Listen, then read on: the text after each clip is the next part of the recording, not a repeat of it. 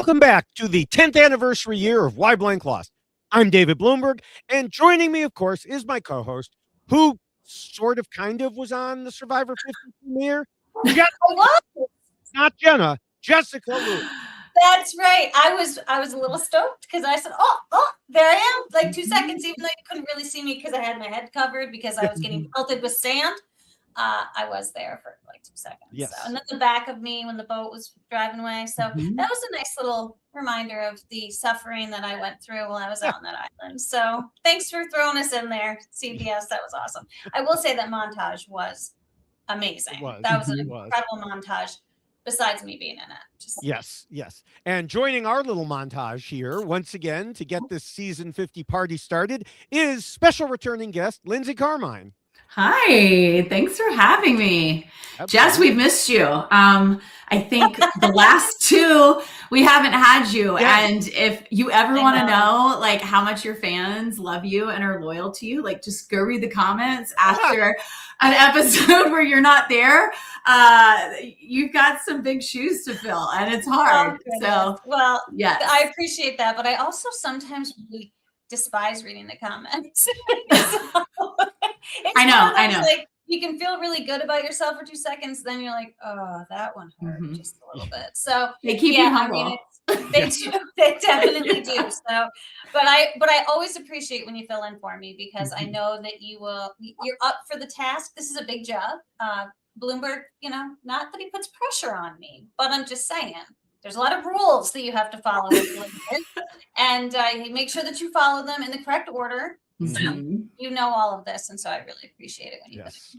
No, I'm honored to be asked back. I think this is my 7th visit with y'all, and to be asked to do right. I think 43, 44. Okay. Anyway, 6 something. I just for you guys to ask me to be on the first episode for the premiere. Thank you. Thanks for having me. Thanks for being here. This will be great. So I also want to start off by saying, Jessica, happy birthday. A few days late, but you got to celebrate just before Survivor 50 hit. Yes, I did. It was a lovely kind of quiet celebration for me. My daughter made me a lovely dinner. It was so fantastic. Nice. And icebox cake for my dessert. It was very enjoyable. So it was a nice birthday.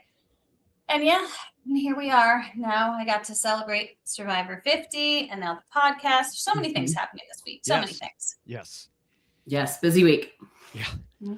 Now, for anyone who is new to this podcast, let's explain it. Welcome, first of all. Each week, we look at how the person who was voted out played the game compared to a set of guiding rules for winning that I originally wrote way back after season 1 and have been updating ever since. We use all the non-spoiler information available to us from what was on TV, interviews, social media, and secret scenes. And the newest published version, which isn't all that updated, but it's the newest still, can be found at robhasawebsite.com/YXLostFeed and clicking on the link bubble for those Survivor rules.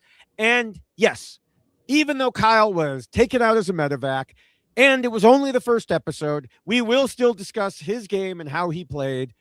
But let's face it, the majority of our discussion is going to focus on Jenna, just out of necessity, since we have a lot more information about what she did and specifically what she did wrong.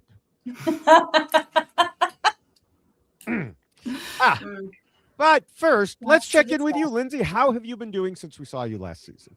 Oh, I've been doing wonderful. I did my workout this morning and for the first time it was light outside as I was coming out. And then I remember last night I was doing something, I think it was around 6 o'clock and I was like, wait a second, the sun hasn't gone down yet. And then someone said today we've got 22 days until spring. And I'm like, wait, that's 3 weeks in one day. I can make it through the winter. So Pennsylvania's hard. I mean, up until probably a couple of days ago, I hadn't seen grass since Christmas. I mean, we've just been pelted with snow, which is great because if it's going to be this cold, like I want to have fun with it. But we've had way too many snow days this year. So yeah. So thanks for asking. Yes, absolutely.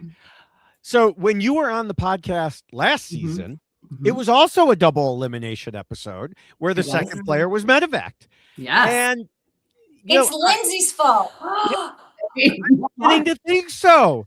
But I do want to tell you, I promise we would have you on even if we didn't need to talk to you about medical topics as a nurse. Thank you. This is like a double job. I get to like have fun talking about Survivor, but we can talk about some medical stuff too. Yeah. Now, I had heard in some pregame discussion that there was an injury in the first 3 days, but it didn't lead to an immediate medevac. When we saw it happen, it didn't look that bad, like what we saw, until he tried to walk on it again. So you saw the tests. I don't know how much your nursing job would take you into this. Like, are you familiar with the tests that they used on him? Yeah, I actually am. So when I saw his injury and then I found out that it was his Achilles, I actually like went back and I kept rewinding it because I wanted to see if there was like that aha moment of basically when it snapped. Yeah. Did you then find out that wasn't actually the scene, that they changed the scenes? Did they? Yes, that was his second jump attempt, and it was actually his third because his second attempt looked weirder than his third, so that's the one they put out there. But if you look at like Dalton Ross or Mike Bloom's social media, they were actually taking their own video at the time, and they posted the real jump where it hit. But it looks less bad than the one that they showed on TV, so I don't think you'd have seen anything. No, I mean, essentially his tendon snapped in half. I mean, and Jeff said it in the show where it's your strongest like muscle or tendon in your leg. So it's connecting your calf to your heel. The test that they did out there, basically what happens is when you squeeze the calf, if the tendon is connected, even in any way, you're going to see the foot move. And what you saw on the show was it wasn't moving. Yeah. And I believe it's called like the Thompson's test. It's something like that. But yeah. And so he knew right away. But I have a feeling they probably needed to go back to base camp, kind of do some Google searches, figuring out like what they really need to focus on. I'm actually surprised that it took him that long to say like, it's hurting in the back of my heel. Cause usually there's like a snap or a pop that you hear when something like that happens. And I'm not sure if he heard that, but you tend to know right away. I'm not sure if there was like just too much swelling. I can't even believe I'm not sure. Sorry. Before I forget, I was listening to him talk about the following day. He's like, I'm ready to go. And I'm thinking to myself, like, there's no way he's not in excruciating pain. Oh yeah. Well, I read, no, not read. I heard on a podcast and I don't remember. I mean, I only listened to like 3 podcasts, so maybe I read it somewhere that, that with your Achilles tendon, you can actually have no pain. It's just you can't put any weight on it. There's like immediate pain when it snaps, and then it almost rolls up like a shade, if you will. Yeah, I don't know. But then after that, there's like it doesn't hurt because it's like it's the snap, and then you just can't put weight on it. I don't ever.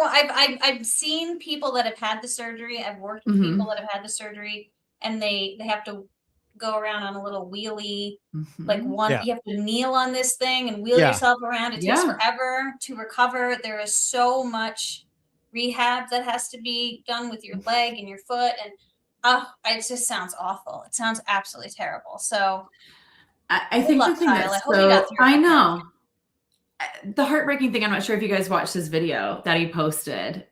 It was like 6-month road to recovery. And it basically was like a behind the scenes of, I have to assume what he hid from a lot of people. Because he didn't want people to find out like the outcome of the show, but also like, I don't know, it's once you tell people like what happened, they're automatically going to assume, I definitely have seen another player from the show with an injury later on. And of course, the first thing you ask is like, is that from the show? Did this happen after the show? Yeah. He said, I think he said I think it was Rob's interview. I could be wrong. I think he said that he basically hid in his apartment, for the entire however many months until he could actually walk around again because he didn't Yeah, he didn't want to give it away, which he said, he was a newlywed. Wasn't that bad. You know. You know what? I probably actually agree with that, because after being in the spotlight and playing, 2 games somewhat back to back, he's probably tired. He's probably tired, tired of talking to people, and he could use a break. Yeah. So I was talking to our other Why Blank Lost resident medical expert, Dr. Jeremy Faust. And he, initially he said the same things you did when we were talking, but we were trying to remember if this is the first time a medical evacuation actually led to surgery. The problem is we're both really bad at this sort of trivia. So if anyone knows, feel free to drop it in the Scoopin have comments. to have surgery when he fell into the fire? I would Skin was, guess like, he had to off have of his something. hand. Yeah. I'm assuming he that's probably good. had like grafts and stuff. And then let's see. That's a good point. Was there shoulder surgery? I don't know. Um, I suggested that the quickest way to find out would be to post on social media and say, "Wow, this is the first time," and immediately everyone will rush. Everyone will tell you that you're wrong. So, fair. That's fair. I would say yes, that will happen. So try it, Bloomberg, and see. I brought it up here. You've already brought up one that, he had to have some sort of, I would think. I would certainly think after that, he but that's, of course, that's spelled SK asterisk P, PIN. Yeah. He's not worth talking about. No. One of those people who the punishment came before the crime. Who knew? So, all right. Well, moving on from injuries, we still have a few other things we want to discuss before we address how Jenna and Kyle did in terms of the rules. I have to admit, Jessica, please don't hurt me, I didn't hate the twist of buying supplies with your vote. I mean, of course, I think they should have gotten supplies to begin with, and I voted for that maybe 10 times a day. But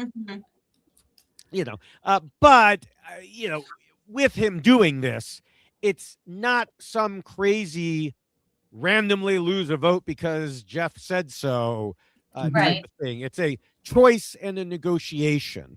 Though, as Witt pointed out to me on Blue Sky, there should have been an option where nobody loses a vote if they didn't want to buy the supplies. That would have truly been the best outcome. But even in that case, I still think Q would have sold his vote anyway. So in this particular situation, it didn't matter.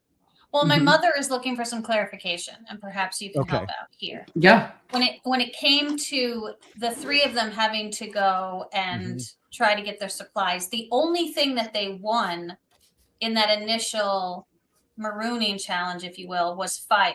Fire. Apparently, yeah. And that was it. Okay. My mother was like, I don't understand why Q still had to go. And I was like, great question. But then I was thinking about it. I'm like, that has to be, it was only fire that they won.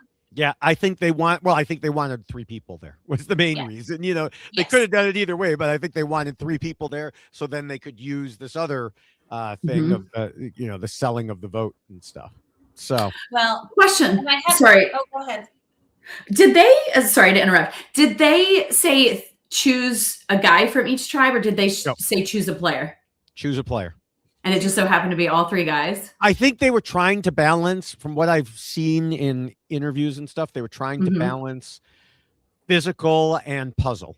Like, who would be the best medium option for both, since we don't know what it's going to be. Okay. Well, and you have to forgive me. I just want to make, so we're talking about, this is the Aussie coach Q. Yes. So listen, I'm going to get a little Christian Hubicki here for a second. He needs to get involved in what I'm about to talk about with this, because I have a very real problem with the structure of this particular challenge, because let's see if Lindsay was in the same headspace. The key that needed to be acquired was directly in front of coach. He had a straight shot to get the key. The other 2 had to go at an angle. It's a disadvantage. To get the key. It was a huge disadvantage because. Well, did they? But were they allowed to go wherever they wanted? Right. That's my question. That's what I thought about. Because when I'm like, because I really do want to break down who was in the right and who was in the wrong. I mean, in that situation. Or not even like right or wrong, but like what y'all's opinion on if the Dragon Slayer is playing like a loyal game. Is it loyal only because he says it in his words? But anyway, so I went back and I watched that that scene as well. And I'm thinking to myself, if Ozzy knows that he's up at the top and if he keeps going, that either one of them can grab it, did he really believe that neither one of them were going to grab it to the point where he was willing to stay up top? Like, why didn't he shimmy down? I mean, all of that. The entire I mean, his angle on it was terrible also, because he needed more. Think of the length and distance just of a triangle. If you're going straight on, you don't need as many sticks, as much length as if you're going down. He was thinking he could use like leverage that way. Yeah. And in the end, I guess he did. But I think that one reason it took so long was he was so high up. Yeah. And Coach was literally in front of so he just had to keep his stick straight. I mean, I might have taken some pictures. Maybe I'll post them, because Coach you could see it in Coach's face. He was like, I'm just going to wait. I'm going to let Ozzy do all the work, and I'm just going to sit here and I'm just going to wait. And that's exactly what he did. He waited, he watched, and then he had a stick that he didn't have to worry about breaking, because he literally just had to go straight and take the key. I think now there's a serious setup problem with this structure. I mean, okay, but David, from an engineering standpoint, I think it was a problem with the players. Like, if Ozzy wanted to get high up, he could have gone over. No. But this thing is, because it's not about the height. That's a choice, sure. Right. But if you have to be on the side and someone gets in the middle, but I don't know that I don't know that they did. I don't know. Well, if you look at the structure, there was 3 sections that it was very clearly broken into 3 sections. And with everything, and Lindsay, you can speak to this as well. When you are in a challenge, you are designated a spot. You don't get to pick. It doesn't matter. Like, if they're like, okay, and you can see, like, this is your color. Like, every ring is a different color. Everybody had a different color buoy. So I would Did you notice when they were giving out the buffs, they were in order, like each person, even though the buffs had their name on them. And then it kind of like went down. Sorry, I didn't mean to interrupt, but you're right. Like, they know where everybody's standing. Yes. And I was like, how do they know where the buffs were? And I was like, oh, because it's labeled. Anyway. Yes. But I think that's why they knew where so Ozzy had to go there. Coach had to go in the middle, and Q had to be on the end. And then I was looking, I'm like, I think it's unfair. I think that unless had an advantage there was a random draw that we didn't see, because you guys know. Okay. They do random. We're all about fairness. They're all about fairness. Yeah. So I bet there was a if it was designated, I bet it was a random draw that they just didn't bother to show us. Yeah. Okay. And that's probably what it was, but I still don't appreciate it happening like that, because and that's why I want like Christian Hubicki to do the math, like the angle, the distance. Does it make a difference how many sticks you have to tie together if you're on the side versus the center? Yes, because you'd 100% need more. Right. I mean, David, you're an engineer. You know this. The other thing is if the whole goal is if you're having to make it go around, like, I don't know, you know how he was trying to like curve it? Yeah. I think the only way he could do that was being up at the top. So I have to assume he was basically using it like a lasso. It was so flexible. He was using it like a rope to knock it down. I think he could have done that from lower down. I think so too. I don't think he needed to be at the top. Maybe he tried. Wouldn't have enough range of motion, though. His range of motion would have only been as much as he could do with his arm through the box. Right. Like, he would literally have to be like this with the square, and he'd have to be doing that. It's not realistic. Yeah. So, all right. So there's that. To your question, to the less engineering and more moral aspect of it, I think Coach was 100% right. And absolutely. It is. Those are not words that you could have told me I was going to say on this podcast. I know. A few weeks ago. But I mean, he never made a promise. Right. He just kept his mouth shut. Ozzy assumed. What should you never do in life or in this game? Assume.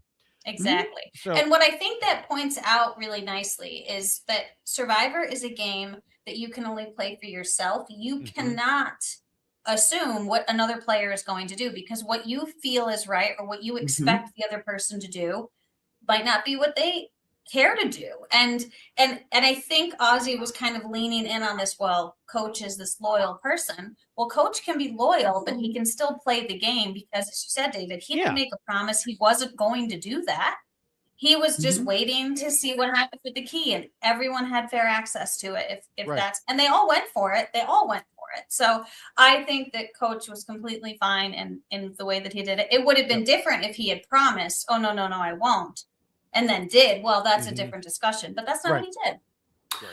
Or we're not talking about this part. The rules specifically stated that you can steal it. And I think for Coach, who wants to play this loyal, honest game, I don't think they would have necessarily stolen it or even thought to steal it if it wasn't mentioned in the rules. Yeah, well, I think it had to be mentioned in the rules, because otherwise you'd have that question if you're playing. Right. You know, Coach also said in the pregame he's not playing the same. He's going. I know he said a few of his catchphrases in here, you know, and how dare he question my honor, but he said he's going to play in a way that does not allow his honor to restrict him from playing the game. Well, then don't make your whole personality about honor. So that's far all I'm asking. You know, so I mean, so far he brought it up in the first episode. Hey, he brought it. Well, did he bring it up, or I think he did did. the producer bring it up and ask him? You know, what would your honor think of this? Okay, that's fair. You know, so I mean, it's just the same way. Devins said he wasn't going to do the newscaster bit because he hasn't been a newscaster for years. Unless, of course, production wanted him to. What do we have in the first episode? Dun, dun, dun, dun, dun, dun, dun. You know, and some people were like upset. He's not even a newscaster anymore. Come on, production is going to want you to do your shtick. You know, they pulled it from on here. I just assumed they pulled it from like an old episode or something. I think it was him talking about Sela. So. Yeah, he was. Yeah, I do think that with this particular cast, there seems to be a very there seems to be like an idea that's associated with each person that they put on season 50. And so this idea that they aren't necessarily, legends or things of that nature, I don't think that's what it is. I think they were looking for people that brought with them, like Coach, where he has this this persona, he has this thing. And I think Christian did a really great job kind of breaking it down in his pregame press, where he was talking about those different archetypes and what they're going to bring, and how they basically have 3 narrators this season, and you can't have 3 narrators. So how are they going to deal with that? And I thought that was really quite fascinating, but he was finding the narrators for both the women and the men. And then but it was a really fascinating way to break down the decisions as to why certain people were chosen. And I don't think he's completely right, but I think it was something worth considering. So yes, I think the producers are absolutely going to be pushing that. I mean, look the way of Colby being dressed, for God's sakes. I mean, and he even talked about it in his pregame press, like what he was wearing. He's like, you don't wear this on an island, but this is Colby, this is that character Colby. And that's what they do. So I think that that's what we're going to see a lot of for sure moving forward. They're going to try to push those narratives of those people that are on the show. Yeah. All right. Moving on to another topic that still isn't the rules. I know. The first episode. We've got talk about the comments. Lots of things. Yeah. In the second journey, and the funny thing is, I only had a couple things because I knew you both would have things. In the second journey, I thought it was funny how people on Savannah's tribe immediately clocked. Must have gotten something for winning that challenge. I don't know. She's the one who's just been in the game. She was there 2 weeks ago. And I know. He's not. I know. That was a bad call on her. Yeah. People, of course, are going to think that they don't have journeys with no reward, only a penalty. And so, Devins said she's becoming a bigger and bigger target, and she did not need that. Okay. But she's not going to tell them, because it is not fair of us to rip people apart for running their mouths about their advantages and then say that she made the wrong choice by keeping it a secret. Like, we have to support I don't think this. it's the wrong, right. I don't think it's the wrong choice, but I do think that she is kind of putting herself, this is why the journeys are so problematic, because you're damned if you do, you're damned if you don't, right? Because everyone knows you're going to come back with something. So you have to come up with a different lie about what you came back with, because everyone knows you came back with something. And so to say, no, it was just, they took my vote away, is going to make everybody suspicious immediately. Even if that's what did happen, they're still going to be suspicious immediately. So I feel like she needed to come up with something, because yes, they're totally sus. Someone came up with an idea. Now, this wouldn't have worked because I think she felt she needed her vote. Someone came up with an idea, and I don't remember who it was, and I apologize. I don't even remember where in the universe or RHAP verse it was, of lie, say you lost your vote, and then when it comes time to vote, use your shot in the dark. So there's one less vote, and then just pocket it and never actually play it. And so then it looks like you get to keep your advantage. No one has any suspicion because there's one less vote that was in the urn there. Yeah, but think about it this way. If she thinks that there's either going to be a tribe swap or there's going to be another journey that happens quickly, somebody is going to be asking the other players what actually happened. And if somebody brought an advantage, and I think Savannah's mentality was like, Colby doesn't know there was advantage. Colby's going to be able to back up my story. So like, and then if she tells people, okay, I had to give up my vote, are people necessarily going to consider her their number one right out the gate? If you can only bring in a certain amount of players into an alliance, maybe she's not going to be the one that is clued in on what's happening because she's not a count in the vote. Yeah, that's more hypothetical, not for this particular vote. But yeah, I mean, I understand what you're saying, that we talk about people who tell everyone, but you've got to come up with something. You can't just expect them to believe you got nothing. You've got to come up with some story. And when it's a block of vote, I mean, we mostly do it with other stuff like idols.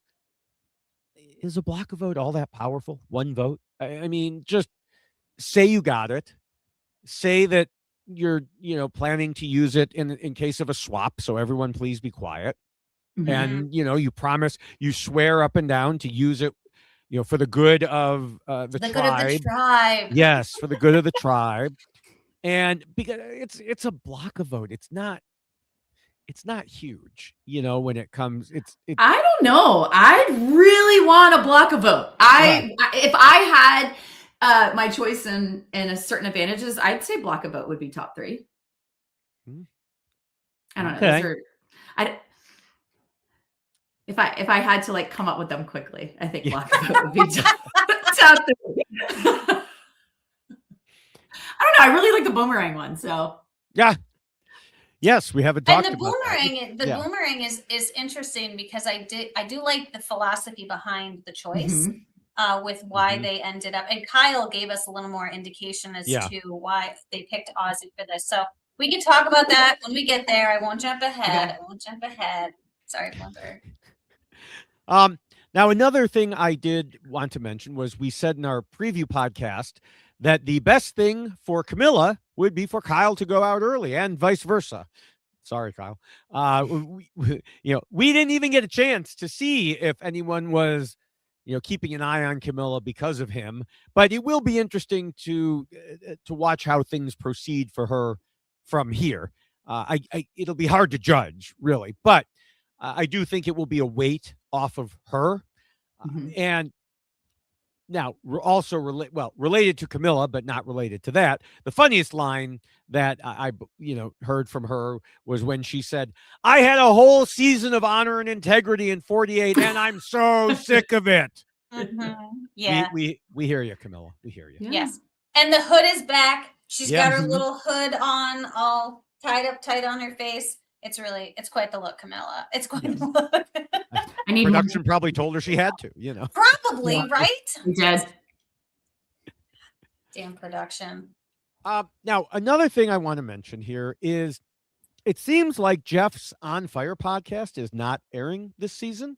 I don't know if it's been canceled or it's on pause or what, but there has been no mention of it from any official source, as far as I've heard. Normally, there would have been an announcement about a week before the premiere for the new co-host. That didn't happen. Some have since speculated, oh, maybe Kyle's going to do it. So they couldn't announce it yet. Oh, But we're recording on Friday night. I still haven't seen any news. There's no reason they couldn't have announced that by now. And they still could have had Jeff plug it and say, oh, we'll be coming, make sure because he always said it on the show, after the episode, download the only official podcast. He could have said that without saying who the host was. So, we're going to be losing a lot of our Jeffisms for our wait. Jeff Probst is wrong about blank segment. But let's say he couldn't. Well, I guess they could have recorded it ahead of time and then released it early. I was going to say, what if they wanted to wait until Kyle did all of his exit press for the show yesterday, and then maybe they recorded it today, edit it, and then release it tomorrow? I mean, we'll see. It's possible that this could be out of date as soon as it hits people's podcatchers, but I just don't think so. I also personally don't think they would have Kyle, because it would be weird having someone out from the season and assuming they don't know the outcome, because I think they know, all the pre-merge people know, all the pre-jury people, they find out, unless they really don't want to for some reason. They find out what has happened. And the whole point of a former player being on is to be the analyst. Well, you can't analyze if you already know what the outcome is. Right. Yeah. That is fair. So I just think and especially the lack of any mention of it anywhere. I think it's just either they canceled it. Bloomberg, I have to tell you something, and I hate to do this to you, but they might have asked me to do it, and I said I would leave David Bloomberg, and so now I'm just not doing it. Yeah, never. I am going to choose to believe that is what happened. Honor and integrity. Honor, loyalty. Honor and integrity. Loyalty. I went into a bag of rocks, for God's sakes, because I'm so loyal. See what you I think we should add it to the rules of Survivor. Like just add it as let's see, what can we put it? Number 8. Must have loyalty to David Bloomberg. No, we need to discuss their honor and loyalty. Oh God, to Now, even though we don't have Jeff, I am going to replace that segment and call it the CBS Morning Show crew is wrong about blank. Because I'm not sure if this is going to continue all season, but they got the first interviews with Jenna and Kyle, and boy, do these people have no clue. I mean, this could be an ongoing source of just great content here. I could probably do a whole other podcast on it, because Gayle King started off on completely the wrong foot by saying, Jenna, you were robbed. No, not even close. I don't know how you could watch that episode and think she was somehow robbed. And obviously we haven't been to, we're a half hour in. I know commenters on YouTube, we're a half hour in. We haven't gotten to the rules yet, but, I think anyone tuning into this podcast knows already, before we even start the rules, Jenna did some very wrong things to earn the title of First Boot. She was not robbed. Well, maybe you need to reach out to Gayle King. Okay, I'll get right on it. I'll have my people reach out to her people. We'll do lunch. Do we think she knows what robbed means? Do you think she read that somewhere? Do we think somebody told her that? Do we think she actually watched all 3 hours? Right. I don't think so. I think someone wrote stuff on a card and said, here, say these things. Yeah, and maybe they didn't like her very much. Because, and that continued, because then when Jenna talked about how she played, one of the hosts said, that's how you play the game, scheming hard. Because, obviously he's an expert.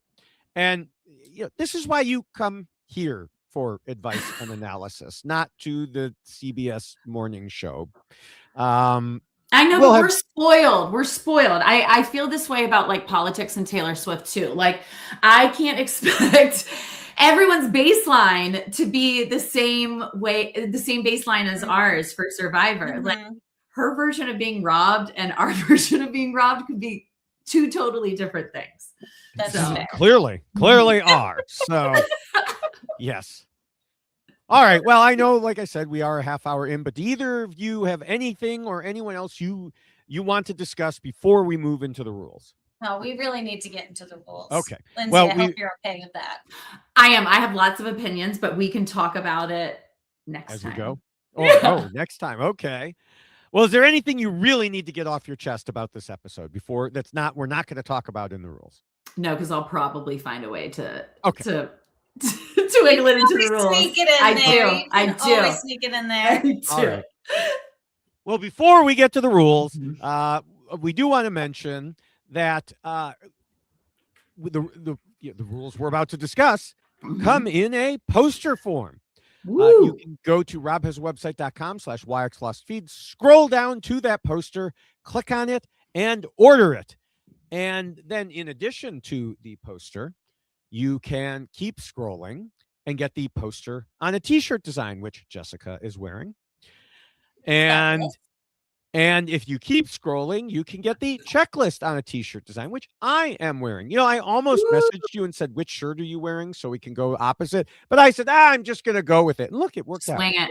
We are just connected. It's Yes. great. That's why you couldn't move on to the On Fire podcast. I can't leave you. This is Yeah. it. So again, you can get that at robhasawebsite.com/yxlostfeed. Excellent. Well, Jenna I can't came. hear my dogs back there. I apologize. No. We can't hear him. All right, that's good. Yes. Jenna came into Survivor 50 with a target in mind, and she immediately went for it in the most direct way possible. She believed she was playing New Era Survivor, and everyone should appreciate her for it. Not so much. To make things worse, she backtracked and denied what happened in her post-game interviews, meaning now we not only have to sift through what happened, but also her contradictory comments to get to the real answers. While on the other side, we saw Kyle absolutely putting himself into what appeared to be an amazing position for the long game, only to have that cut short by an injury. It's a tale of the person voted out doing so many things wrong and the one who had no choice seemingly doing everything right. At RHAP, we know Survivor, and we know why Jenna and Kyle lost. Now, the first and most important rule is, of course, to scheme and plot. And Jenna said in her final words that we didn't see, but which were passed along to us by Dalton Ross. Going into this, I really did do a lot of research on this new era, and all I heard was how fast it was. So I was like, okay, I'm going to be really prepared to start playing fast. So that's what I did. And that would be great if that had been what actually happened. I mean, I guess it was, but not in the way she seems to believe, because her idea of playing seemed to be going around to everyone and spreading Cherie's name as a target before making any relationships. Now, of course, we'll have plenty to say about this in a few minutes, but it really didn't seem like she was scheming and plotting, just trying to direct. And this was something we talked about in our preseason podcast related to her, where she said she could make Christian her lackey and control Devins just by telling him how much she likes him. And the funny thing, I guess the ironic thing there, is Devins turned on her. One reason was he felt she was talking with a lot of people except him. So she didn't even take her own advice when it came to Devins. And certainly she did not make Christian into a lackey. No, and I do think that there's this misconception or not really truly understanding when people talk about how the new era moves so quickly.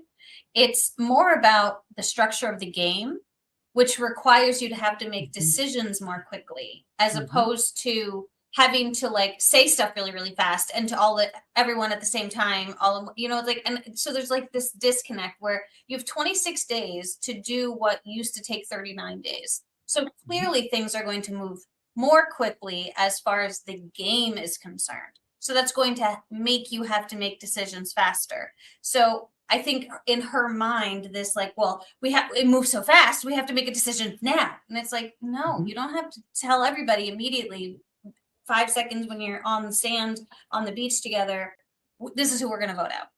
I think Joe was like, we haven't even gone to a challenge yet. Like, what are we doing? You know, I mean, it's like, let the game kind of play out before you start making these decisions. And so I feel like that's where the disconnect really comes from.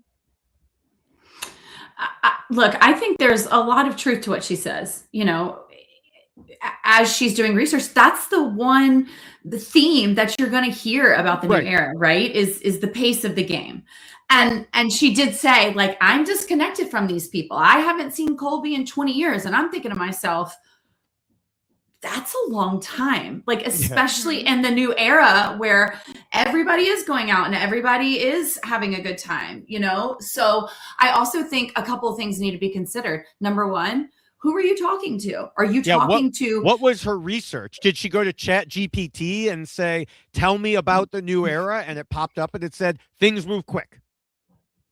I don't even think it's that, but like, okay, you've got Ozzy and Suri on your tribe. Well, they're not used to a fast that's game. what you mean. They're used to a slower paced game. So like you immediately don't need to go fast with them. Right.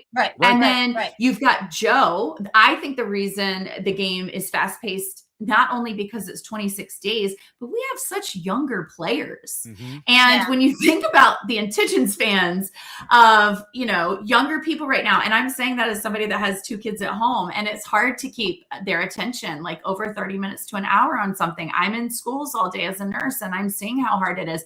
I think it moves fast there. But when you're talking to Joe and you're talking to Rick Devens, like, they don't need the game to go that fast. And then you've got some of the newer school players, like, okay, let's say Savannah. She's not going to come in hot and heavy. Why? Because nobody knows how she plays the game. She's kind of an outlier in terms of how long she's been in the Survivor family, even though, you know, she's newer to the game and she's got more skin in it because she's been playing longer. And she's like, look at these people. She probably is holding them up to a higher standard of her level of play, of their level of play. So like, she's not going to come in and be like, okay, this is how the new era is. And so my whole point is, I think you really need to like know your audience and maybe have like had conversations with people a little bit more about the pace of the game before you started. And here's the other thing. She shouldn't have thrown out a name.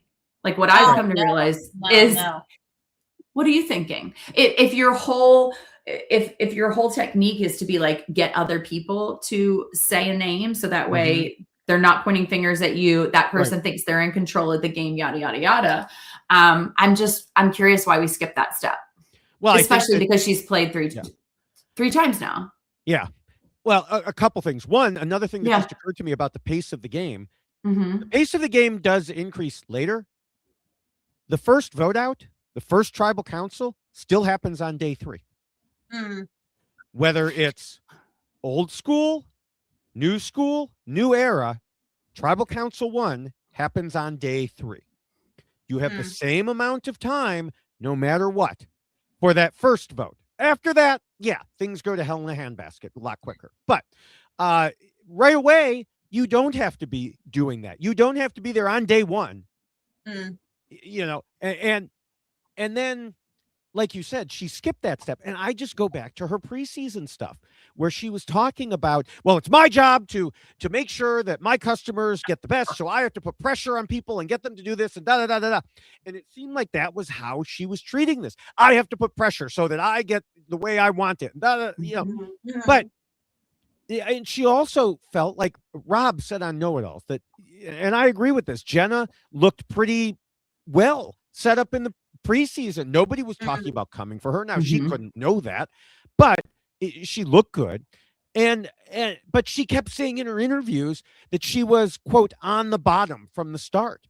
And that doesn't seem to be true until she put herself there. And can I just say too, and this is how I feel, and I might have mentioned this when we talked about her before. If I were on season 50 and I was put on a tribe with Jenna, I would have been fangirling so badly because there's like Borneo, like I would have wanted to just spend time with her because I would have been like, oh my God, that's Jenna. It would have been the same thing with like Colby. Like there's something to be said about being a fan of this game and then having an opportunity to play with these people. And you see Rizzo. I mean, Rizzo is just like, he's just seeping with like admiration and just like, and like respect. And I'm just, and just being overwhelmed when he's cheering for them during the challenges. And that would have been me. And so I feel like Jenna should have really maybe leaned in on that just a little bit, you know, where like who she was without like making it all about her. It's someone like Suri, where Suri is like, she even, one of the interviews that Suri provided during like a confessional, she talked about being like a queen. Like she's like, I don't need to say I'm a queen kind of thing, you know, it's like, but people just feel like you are. And so lean in on that. Let that be the way people perceive you instead of changing that perception into this thing. And I think it's interesting that some of the there was a post from a Borneo player that might have said something like that's exactly how she was in Borneo too. So I thought that was a little fascinating. Yeah. But so I just thought it was interesting that this is, she's now trying to make it like, oh, well, that's how the new era is. But someone's like, no, it's the same thing in Borneo. So I don't know. But she could have really used Borneo to her advantage, I think. Yeah. Hold on. I feel like I've hung out with enough people that played so long ago. And the common theme that I'm seeing with them is, come on, it's 50 seasons. I know. I don't think they see themselves the same way that we see them. No, you know? I don't think they do. Right. So without me like calling people out, I'm fangirling over these people, and they're coming to these Survivor events or a barbecue or whatever. They think they're these washed up has-beens who nobody thinks is relevant anymore. And like, of course, that's better than like somebody coming out on the scene after not being on the scene for 20 years and thinking they're hot shit. Like we would prefer someone to be like, who, me? No, you know? But I'm sure Jenna was very scared coming in and she's seeing, okay, not only all these new era people who are involved, but she's seeing all these old school players. Suri and Jenna are not the same. Why? Because Suri's been in the game.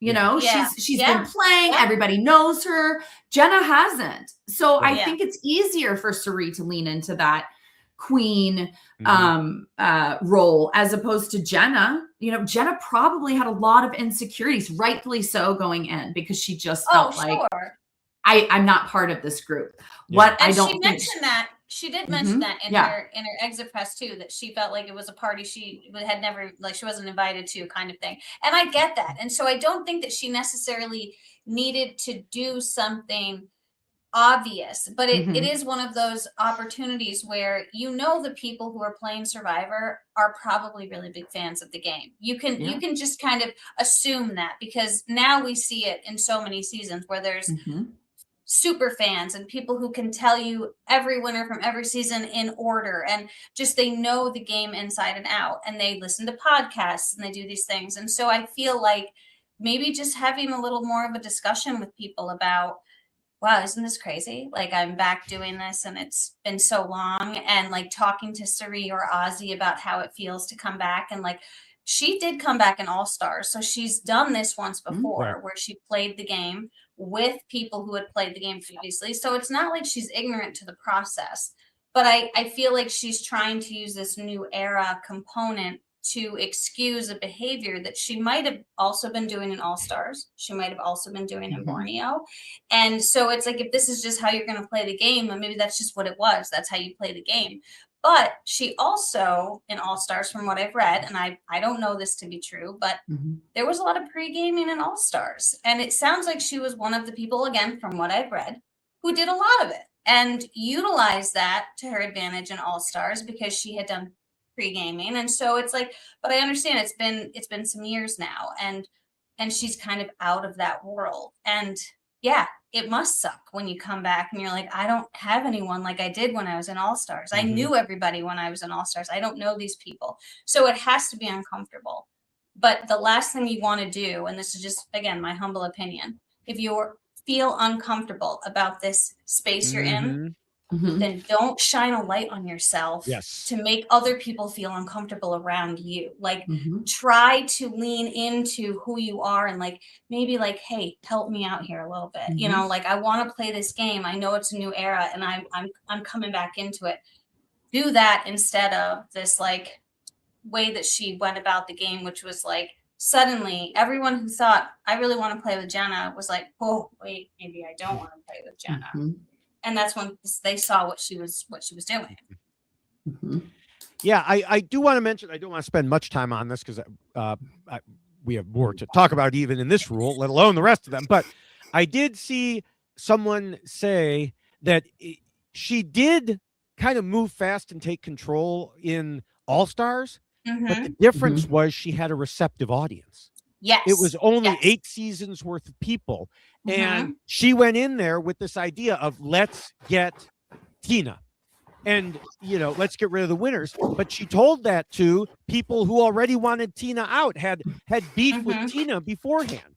So, you know, it was a much easier sell than going to let's go after the most likable person on Survivor.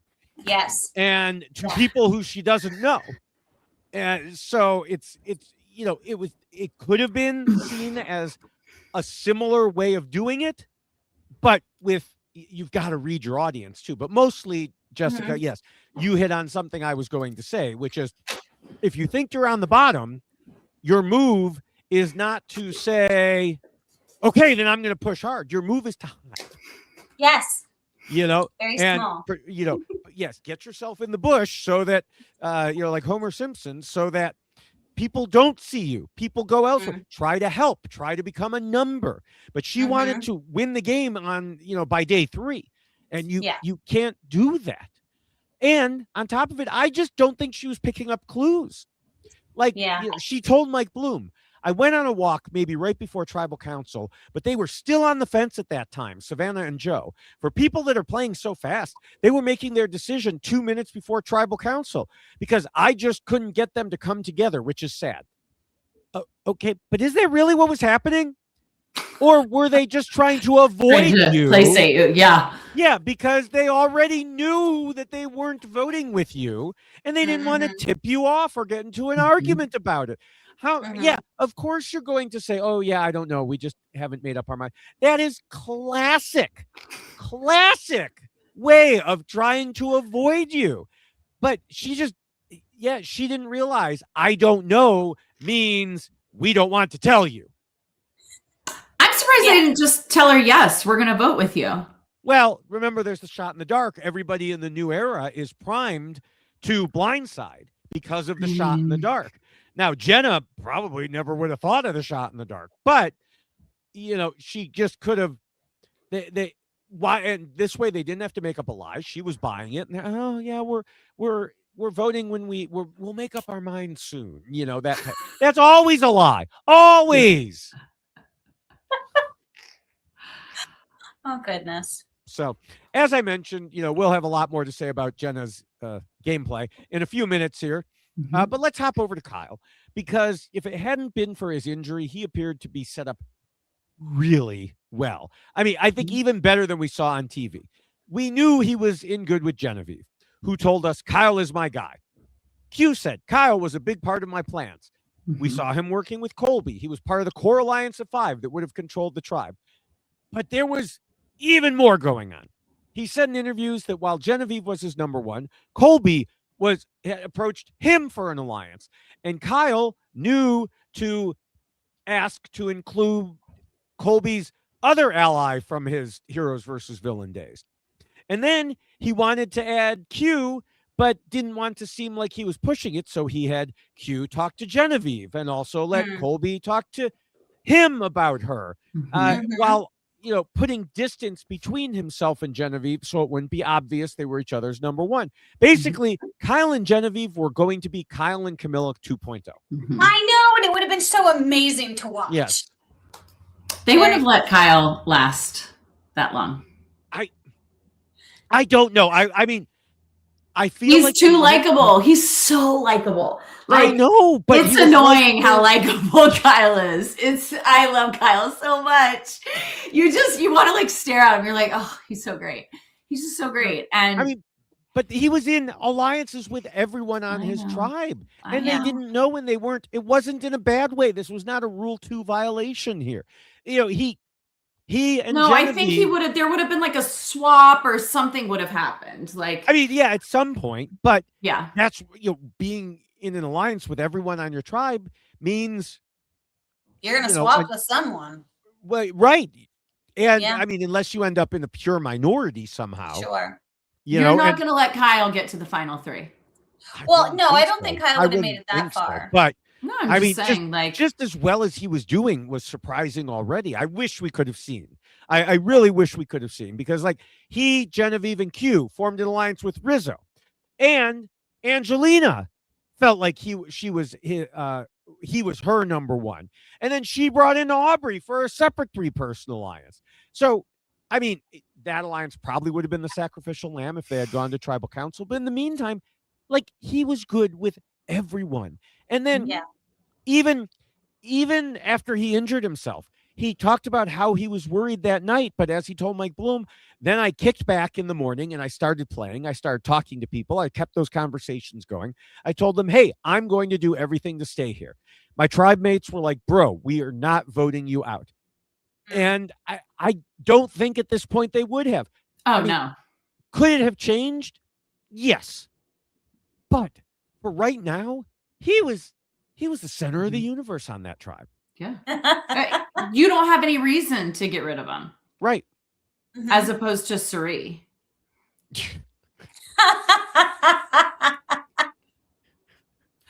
I mean, why are we not talking about this? Why are we not talking about the obvious, which was there's a lot of truth to Jenna's point, which was because that's not till I think an Appendix A thing. There's really no, sorry. I don't even know if I have it there. Yeah, I do. I do have it there. Sorry.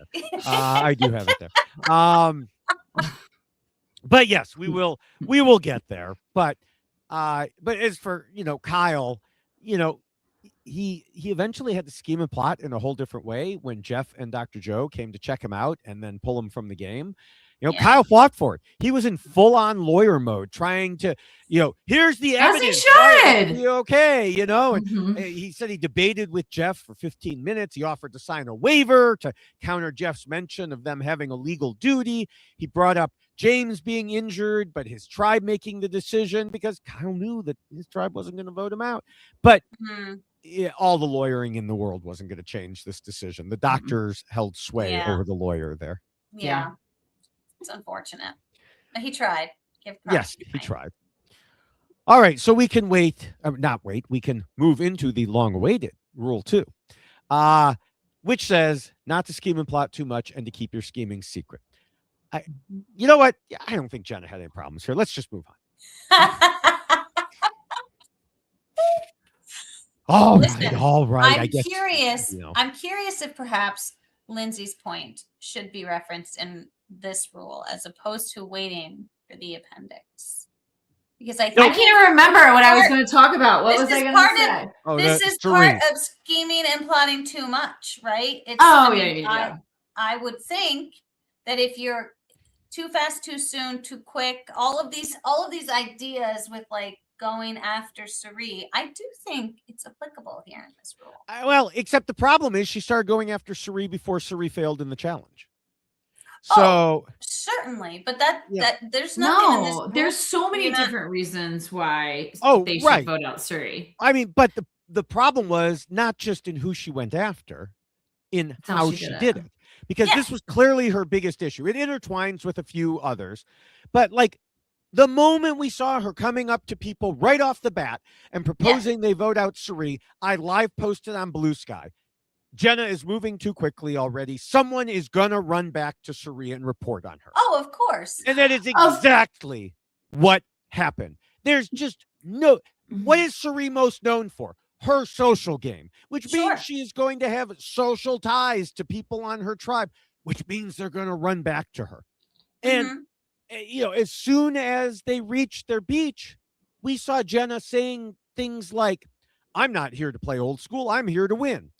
I'm a little bit worried about Suri's story. She has a great story. If you've watched all 5 seasons, she can plant things in your head, and then these people go with it.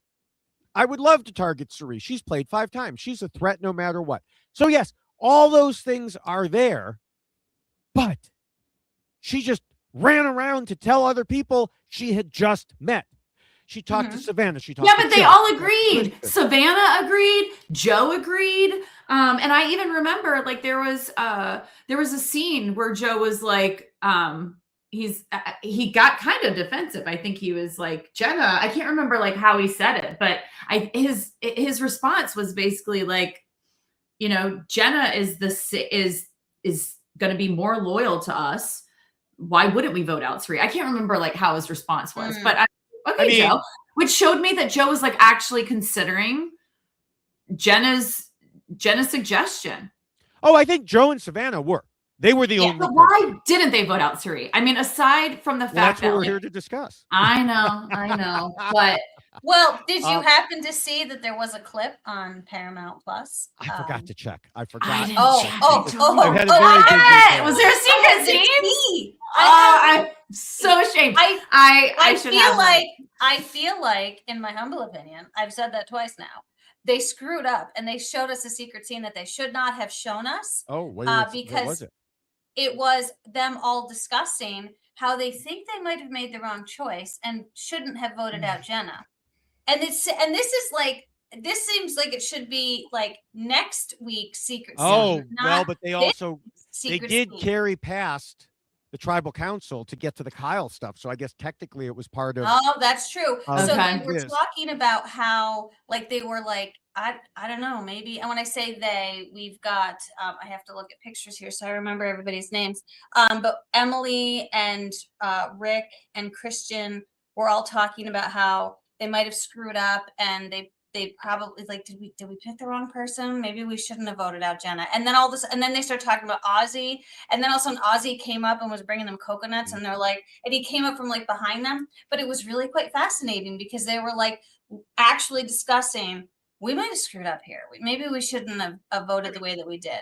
I mean, we'll find out as things go on, you know, what happens. But I think that they discussed, they came to an answer, and they just settled on it. But the problem was, like I said, if she went to these people she had just met instead of forming relationships, how can she trust them all? How can they trust her? And I think it again goes back to her pregame interviews and what we immediately flagged, this massive overconfidence that she thought she could come in and control everything. And well, do you believe at all what she claims in her exit press about? So this is where we have to get into that, because yes, most people listening know that in her post-game interview, she's been telling a very different story. So there are multiple parts to this. So this is going to take a while for us to weave our way through here. So, you know, I'm going to try and break it up into different pieces so it makes sense. So she's been claiming she lost because she was on the bottom from the moment she arrived, and others had pregame alliances she wasn't a part of. Now, Rick Devens, at least, has been very vocal on social media and responding to these interviews. And we'll get to more in a moment. He has something for almost every one of these parts. But for this claim in particular, she said, I think that's a whole manufactured thing with those three from the get-go before the game even started. Those three being Christian, Devens, and Emily. Devens replied, whatever helps you sleep at night. Like directly to her? No, to Dalton, and Dalton posted that quote. Wow. And I think, my opinion, yes, that's what this is. Jenna telling a different story from what actually happened. And because, again, as we go through here, we'll discuss some of the points where what she says just does not line up. So let's start with one that I think is the most easily disprovable. Her claim in her interviews that Christian masterminded everything, and that he planted the idea of Suri in her mind and then sent his task boy Devens to tell Suri. Now, I can't 100% speak to the veracity of the first point. Maybe Christian does see Suri as a threat. He's smart. Anyone would see her as a threat. Sure. Maybe even they had that conversation she claims that they had, where he told her. She gave a very specific She did. example and said, put Christian in front of me and I will, we can have this conversation. And I don't think she's going to say that if she's lying. I don't think she's lying about that. Right. I do think there's a couple of issues here. One, just because you say someone's the biggest threat, when you listen to her story, it kind of changed a few times as she told it. But the key part of it was that Christian was going to sit next to the person who he saw as the biggest threat. That's not the same thing as saying this is the person I want to vote out. Yes. You can acknowledge someone as a big threat without saying they're the first one I want to vote out. Those are two different things. Yeah. And I think Jenna may not have realized that. Two, when did this happen time-wise? Sometimes things get messed up in memory. Did this happen first? Did that happen first? Everything we saw indicates she was bringing up Cerie's name first. She made it sound like he was the first one to say it. But in the preseason, she told Mike Bloom she wanted Cerie out before the game even began. In a confessional, she said, I wanted to take the swing from the second I stepped on the sand, day one, because I think she's one of the biggest threats. That sure seems to contradict her later claim that Christian was the one planting it, which, then Devins mentioned on social media. Once she said Cerie, I'm sure each and every one of us was like, oh, yeah, Cerie for sure. So this goes back to the agreement because, of course, if someone is going to say that name, you're going to nod your head and agree. Yes. Sure. Of course. So you want somebody to say a name. Say a name. Right. You say it first. It's like, who do you want? No, who do you want? No, who do you want? You say a name first. No, you say a name first. Okay, we're going to say it at the same time. Ready? 1, 2, 3, go. Yeah. I mean, and this goes back to her not reading the room, which I talked about earlier, of her not understanding that I don't know means you're in trouble. Just thinking that just because people agreed with you, that doesn't mean they actually agree with you. And so I think in her memory, whether on purpose or not, she has the order wrong in terms of who suggested Cerie first, especially since Devins also said everyone knew on social media, everyone knew Jenna's plan because there was no subtlety. And again, if someone's targeting someone else, you nod along with them. Why would you ever say anything else? Yeah. Yeah, she didn't really seem very subtle in the approach that she took with everyone she talked with. It was pretty aggressive and I do think that there is something to be said about the actual talking through something with someone, because you do like to make the other person feel like they're part of the decision and they're part of the process. And that was not how she was presenting this idea to anyone that she talked with. It was very much like, yes, Cerie, that we're voting for Cerie, right? You're good. Okay, this is what we're doing. And didn't really give them a chance. And it wasn't until she talked with Ozzy where Ozzy was like, wait, what? No, is that what we're doing? So, I do think that it was a lot of people just kind of placating her in the moment because it was just like moving her along, right? And we're like, oh yeah, we sure, yes. And then if they did make the decision to go with her, well, she was none the wiser. And if they made the decision to get rid of her, it didn't matter. She never had to be any the wiser. Right. Now, even more disprovable is the second part of what she had said about Christian ordering Devins to do the dirty work. She is making a huge assumption, and we know what what we say about assumptions, based on Christian's Spock and Kirk analogy. And it is a huge stretch. Again, like the assumptions in pregame interviews, I'm going to control this person or that person, which, again, how did that work out for, Christian to be her lackey? Christian went from being her lackey to being the mastermind of everything that went wrong for her. And Devins came out and said he saw this interview. He was not happy. He responded to say that the reason he went to Cerie was Jenna was not including him in her plans. It wasn't that Christian told him to go do that. This was, like I said, this is a huge assumption on her part. So she's got these things that she's out there saying that are simply untrue.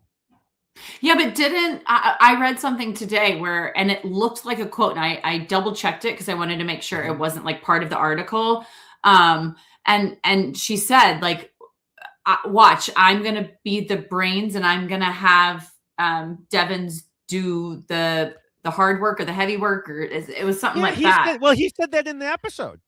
But that was him talking about that Kirk and Spock thing where it was like what he clearly meant, because he was talking about Devins going out and getting idols and, stuff like that. He didn't mean like, oh, I'm the full boss of Devins, and I'm going to tell him, you go tell Suri this, which is how she framed it.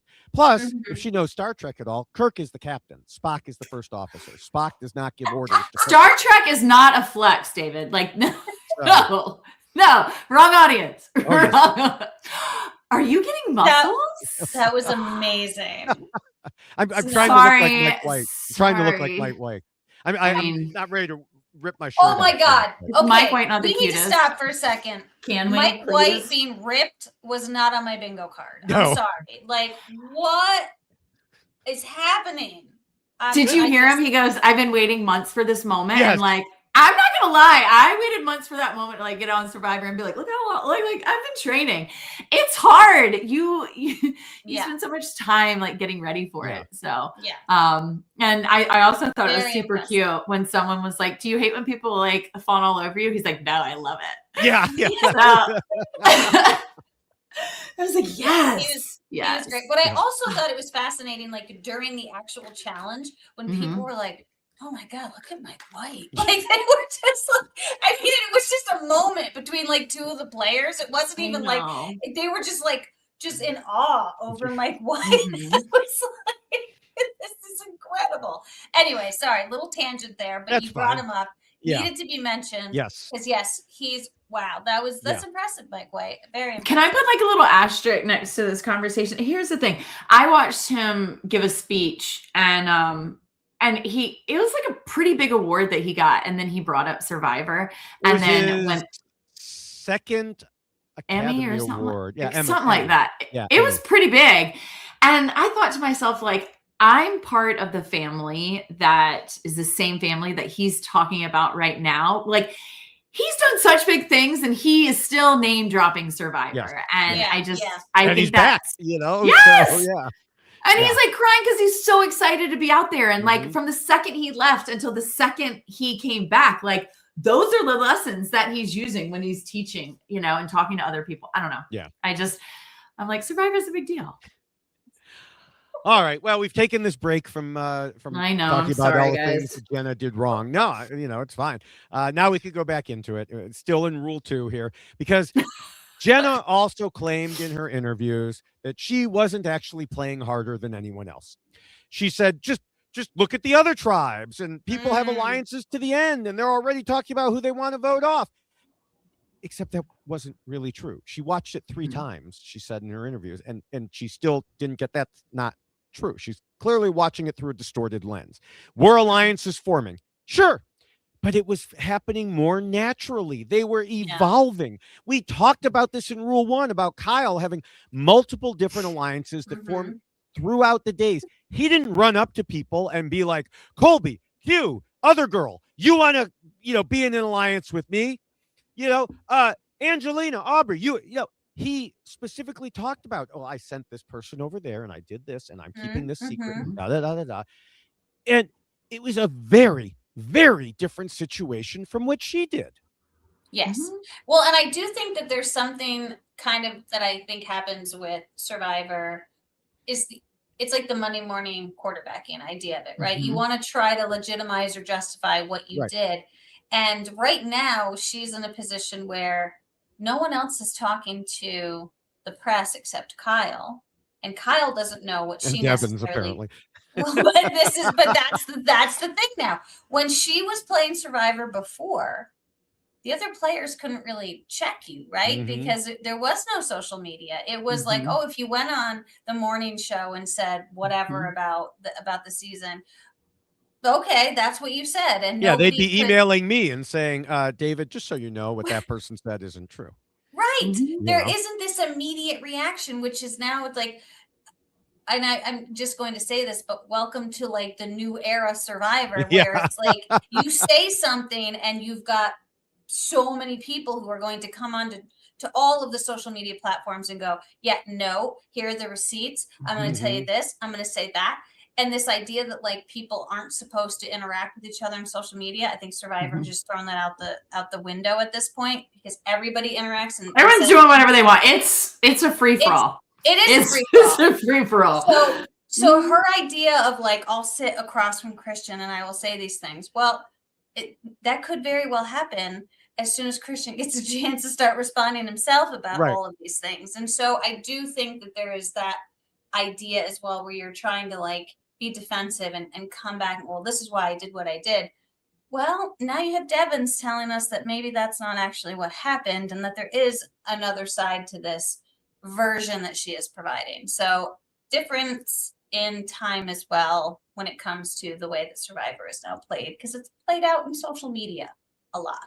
Yeah.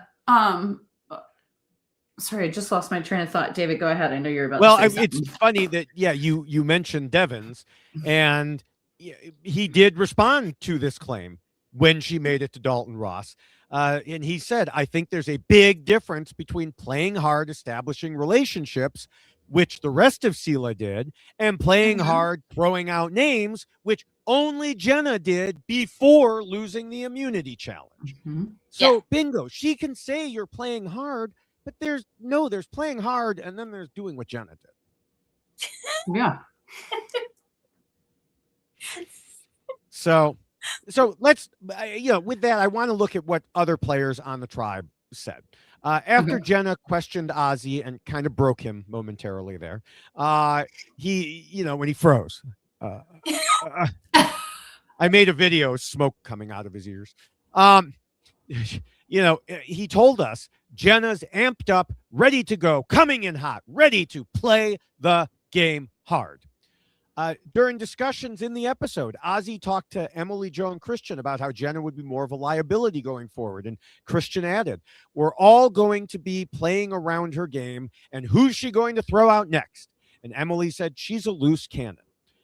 When Sheree was casting her vote at Tribal Council, we found out from Mike and Dalton, because we didn't see it on the show, that she said, Jenna, you decided to come for me when I had zero intention of coming for you. And Savannah said when voting, I'm so sorry. I genuinely wanted to rock with you on day one, but you were just a little too intense and fast for these people.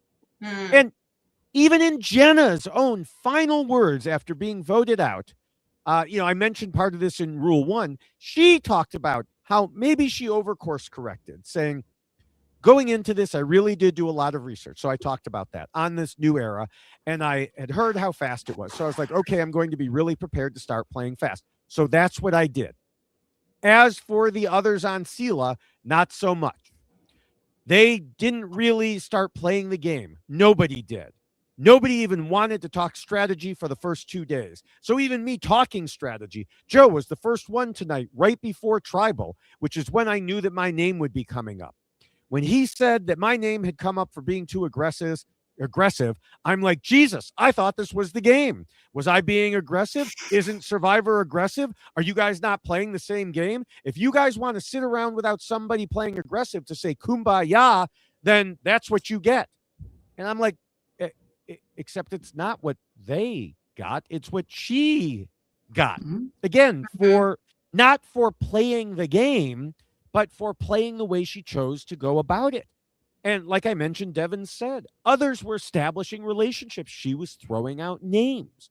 And, all the while on the other tribe where she said the same thing was happening, Kyle is telling us this is not chess. This is not poker. You build the relationships, then you play the game. It was a good contrast between our two people who went out here.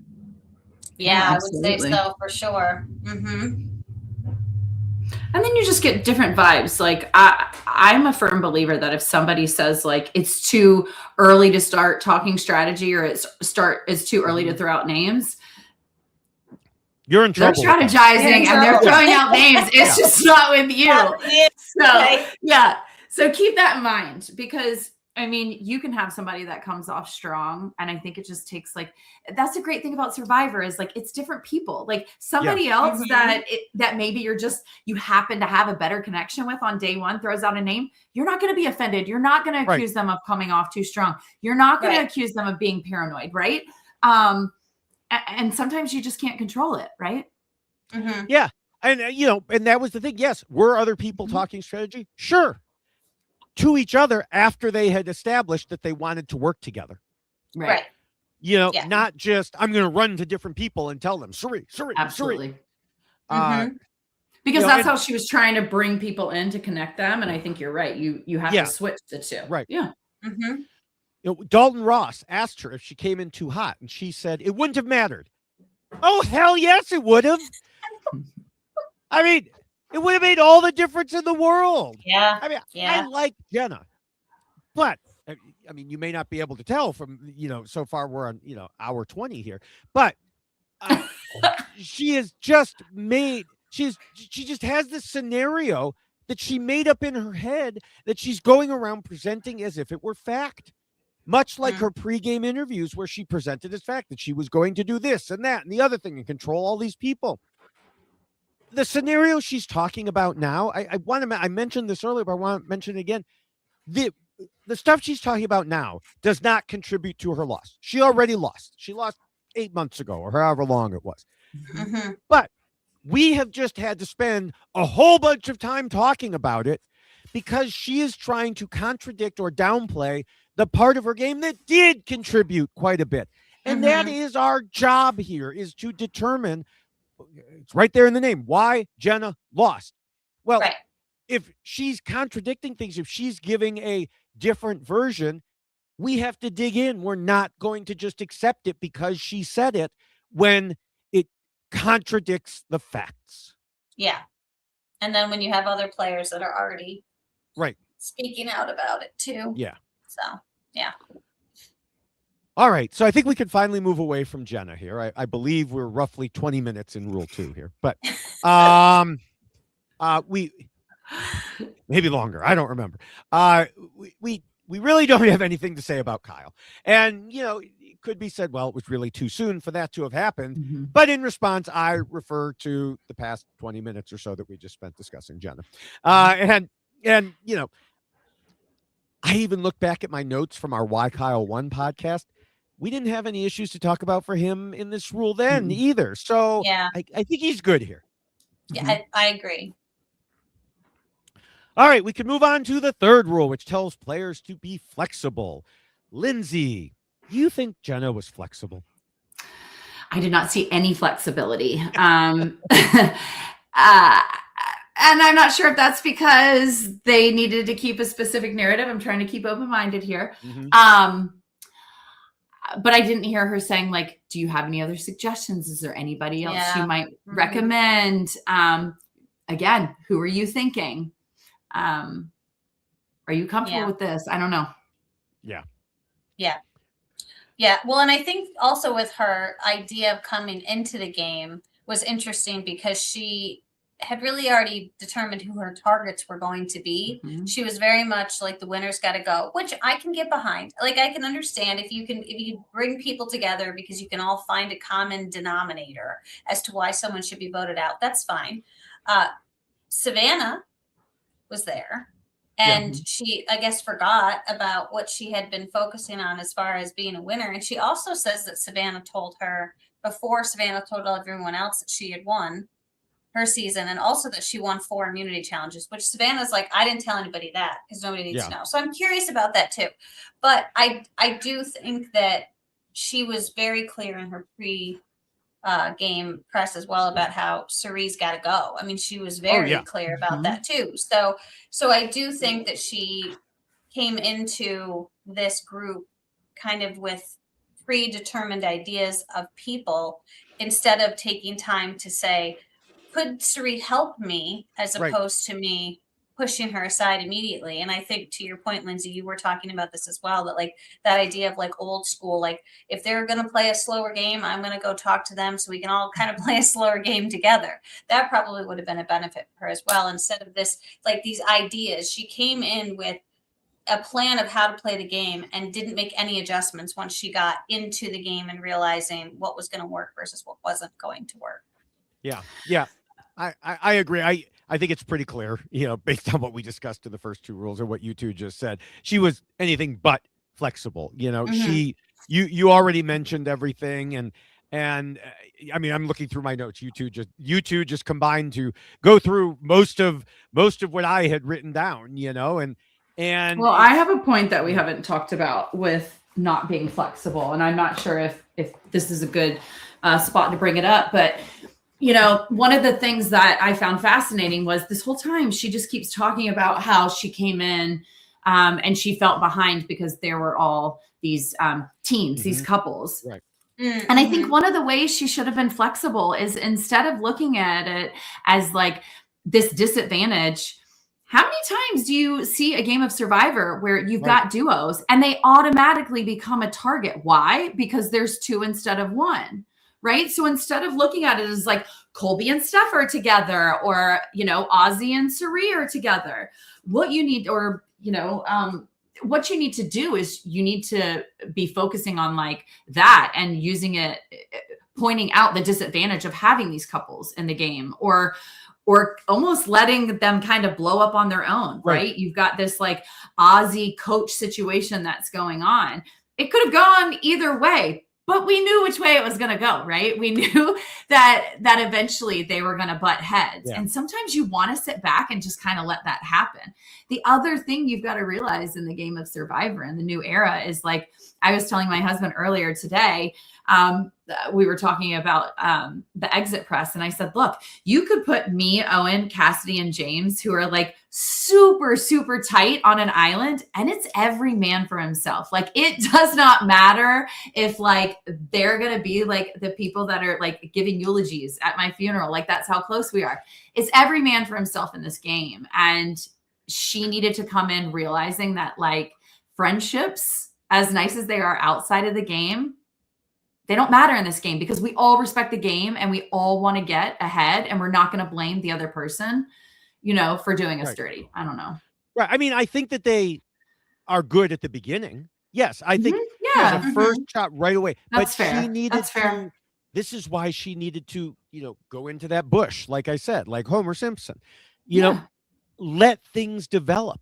Those three, and drive that wedge, like figure out the different ways that you can drive a wedge between the two players. Yeah, turn them on each other. Yeah, Devins, Christian, and Emily are not going to be the final three. I guarantee it. Okay. It's just they're not, but don't you think that Jenna has the right to be upset when she hears Christian say something? Actually, she didn't hear it until after the fact though, right? Yeah. She heard it and she has every right. If I heard that and I was a player, I'd be pretty pissed too. If you've got somebody that's saying they're one of my best friends outside, if you haven't played the game in so long and you don't know how people are respecting the new game of Survivor and like loyalty and friendships kind of out the window. But the thing is, she could have done more research. Anyone who was out there could have known Christian and Emily on the regular played Blood on the Clock Tower together. Yeah. It's out there on RHAP. It's got, Stephen Fishback, I believe, runs the games. I've never watched one of them. I keep meaning to, but I never have watched one of them. I knew that the two of them played regularly together. Okay, and we're probably friends. Anyone who is doing research could have done that. Well, it's also the game.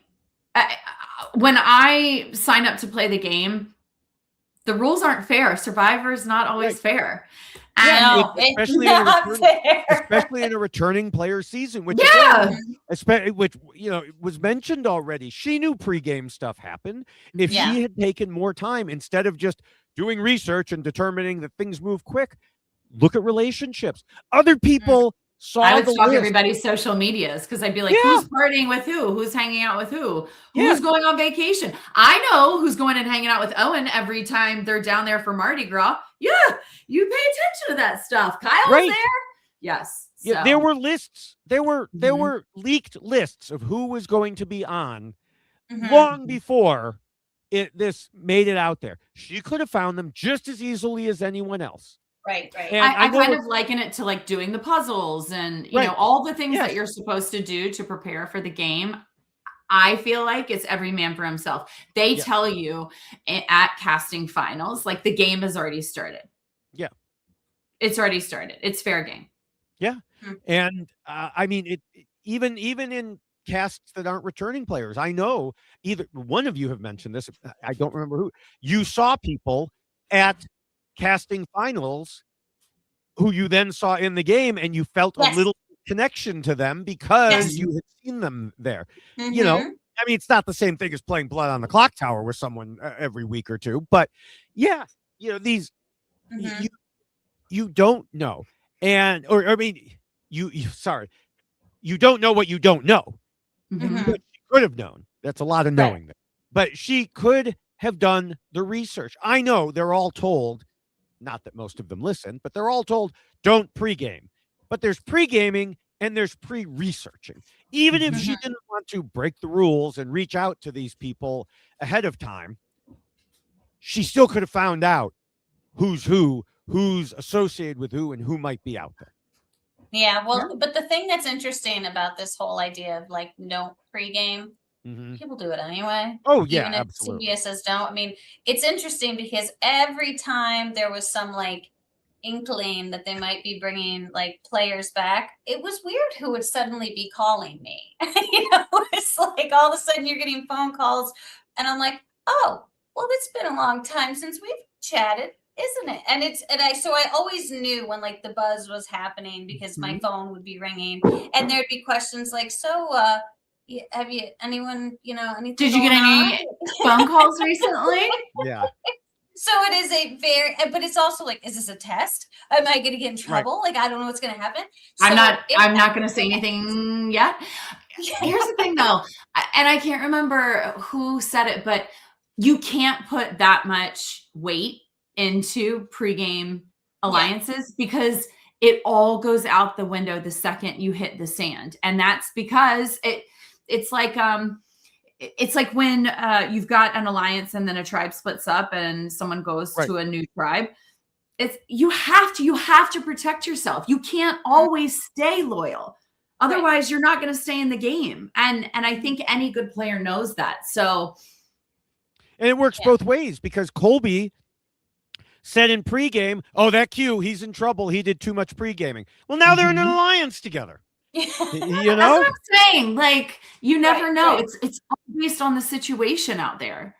Yeah, and certainly people who have known each other for a long time, like Colby and that other woman, they have, that's a little bit different. Or, like I said, if you play games with someone on the regular and maybe you talk to them, who knows? I don't know if they talk offline. I have no way of knowing. Yes, there are situations that are more conducive to that type of situation. Sure. But then try to get in with those people. If you know they're tight, you could do one of two things. You could try to get in with them. You can, one of a few things. You can try to be a swing. Okay, we've got a 2-person group over here. We've got a 3-person group over here. We've got Savannah and Joe as the outliers. We can swing one way or the other, maybe. Yeah. But they didn't find out who they want to swing to. She made the mistake we so often see. Someone who's a swing vote comes up and gives us the old confessional. I'm in control of everything now because I'm the swing vote. I get to determine everything. And then what happens? Everybody joins together and votes that person. Votes them out. Yes. I mean, it's literally rule 2 on our poster. It's right here. I'm kind of blocking it right here when that was happening with Christy. And she was like, "Oh, I choose between the women and the guys. It's totally up to me." And she wouldn't give them an answer, and they joined together and got rid of her, thanks to thanks to our boss, Rob Sesternino. So it wasn't exactly the same, but it was similar enough that when you're acting like you're in charge, no, if you want to be the swing vote, find out who they want to vote for, and then decide what you want to do. But she did it totally the opposite. So, all right. Well, we can move on to Kyle still in rule 3, being flexible. And, we discussed in the first rule how he had not 1, not 2, but 3 different multi-person alliances. Mhm. And he had at least 2 people, maybe 3, who believed he was their number 1. He was about as flexible as a player can be. It's just too bad he was never able to put it to use. Part of his Achilles wasn't that flexible. I was waiting for you to say that. I think it also comes across as like, it's all about like aggressiveness too, right? So if you've got somebody who's a little bit more aggressive in conversations, it can come off as a little bit controlling. Whereas somebody like Kyle, who is trained to speak in front of people, I say that as somebody who's married to a lawyer and talking with a lawyer right now, but it's the way he presents himself. It's the way that he might suggest somebody versus the way Jenna might do it. And and both are doing the same thing, but it's the way that they're going about it that I think with Kyle, even if he's not being as flexible as we think he's coming across as flexible. Yeah. Does that make sense? Yeah, no, that does make sense. Lawyer Jessica, because I feel like lawyers do that a lot. I say that as somebody because I whenever I argue with my husband, like, or he wants me to make a decision based off of what his needs are. Like, it's the way that he asks it. He makes it seem like it's my suggestion when it's. Well, yeah. And there's, even when I was at work, there are ways you do that. I mean, my boss was a lawyer for a long time, but there are ways you do things like, okay, we have to send this memo to upper management. We want them to make a decision. There are 3 options. Okay. We want one of those options. We think the other 2 suck. Well, we're the ones writing the memo, so we can describe them however we want. We can present them how we want. And even in the order matters. I have heard that if you want someone to pick a certain option, always give it to them last. Yeah. Now in a memo, that doesn't necessarily work because they can read back. But if you're giving a presentation or a phone call or something like that, or on Survivor, give them the last option last, because then they're not holding out, waiting for, what are the other things? Yeah. And yes, it's all about how you present it. Yeah, absolutely. And, I'll use my own game as an example. It was the way that I presented the material to James and Carla that, in my opinion, got me voted off. It was the same way that they talked about me and my paranoia being a liability. It was the way that they were talking about Jenna being a liability. And the way that Christian was like, it'll all of a sudden be her game where she's calling the shots and she's controlling it. Yeah. Right. I think ferocity was used. So. All right. Well, we can move on to the 4th rule, which tells players not to let their emotions control them. And Jessica, what do you think of Jenna here? Well, this will be an interesting kind of mix because I think Jenna came into this game feeling like she needed to present herself in a very particular way and wanting to play a game a particular way. And so I don't know if she was necessarily, if that's her emotions controlling what she's doing, but it's making game decisions from a different and incorrect place. It's not making a decision based upon the game and what's happening in the game. It's making a decision based upon how you want other people to necessarily feel about you or see you in this game. And so I just think that she was using her emotions to play this game, but she wasn't necessarily allowing them to control her game. Which is strange because it sounds like it is, right? But I feel like she's very much not taking into consideration how her actions are going to make other people feel. And so there's that other layer of it as well, where she might want them to perceive her a particular way. And this is how I want to play this game. And they're looking at it and going, oh my God, she's being controlling and we're going to lose. We're not going to be able to make decisions. It's all going to be her. And so she's losing sight of how her decisions are necessarily going to make them feel, which will then make them play their game a particular way. And so it's just kind of this mix of emotions where I think she's trying to convince herself, I want to play this game hard and fast and I'm going to make decisions and I'm going to control everything. and not realizing that that's coming from a place that's not game related. It's more like how you want people to see you. And they didn't like what they saw. Yeah. I think you made a great point. Like I saw two different layers of the emotion aspect of this game too.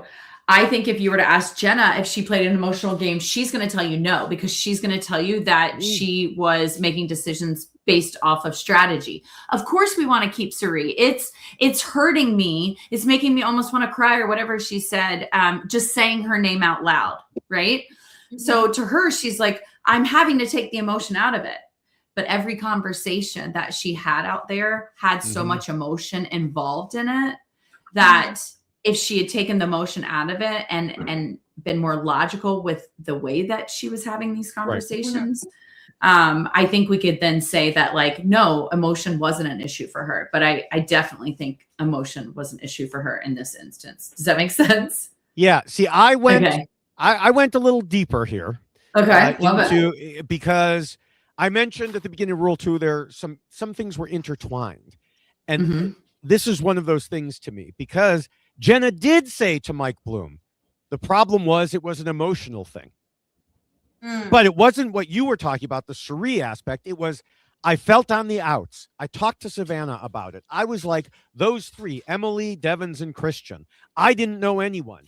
I haven't had contact with anyone. The only person I knew was Colby. All I wanted to do was be on a tribe with Colby. We saw that other person in Colby. And what did she talk about? Oh my gosh, how lucky am I? I trust him implicitly. We've worked together. We have a bond. I was like, God, that would have felt nice. So this is where it goes back to, the deeper aspect of, I felt like I was on the bottom, therefore I fought like I was on the bottom. Yeah, and she wants to be at the cool kids table, and of course she does. We all do. And that's the thing. Yes, it would have been nice, and we talked about this a little bit already. But that's not the situation where you found yourself. Like we just said, you have to be flexible. You can't go into the game expecting to be on the same tribe as the one person you know. But more important than that is how you react once you're there. Jenna's reaction was to complain and overplay. Even without having someone she knew, that doesn't mean you're automatically on the outs. We were just talking about that.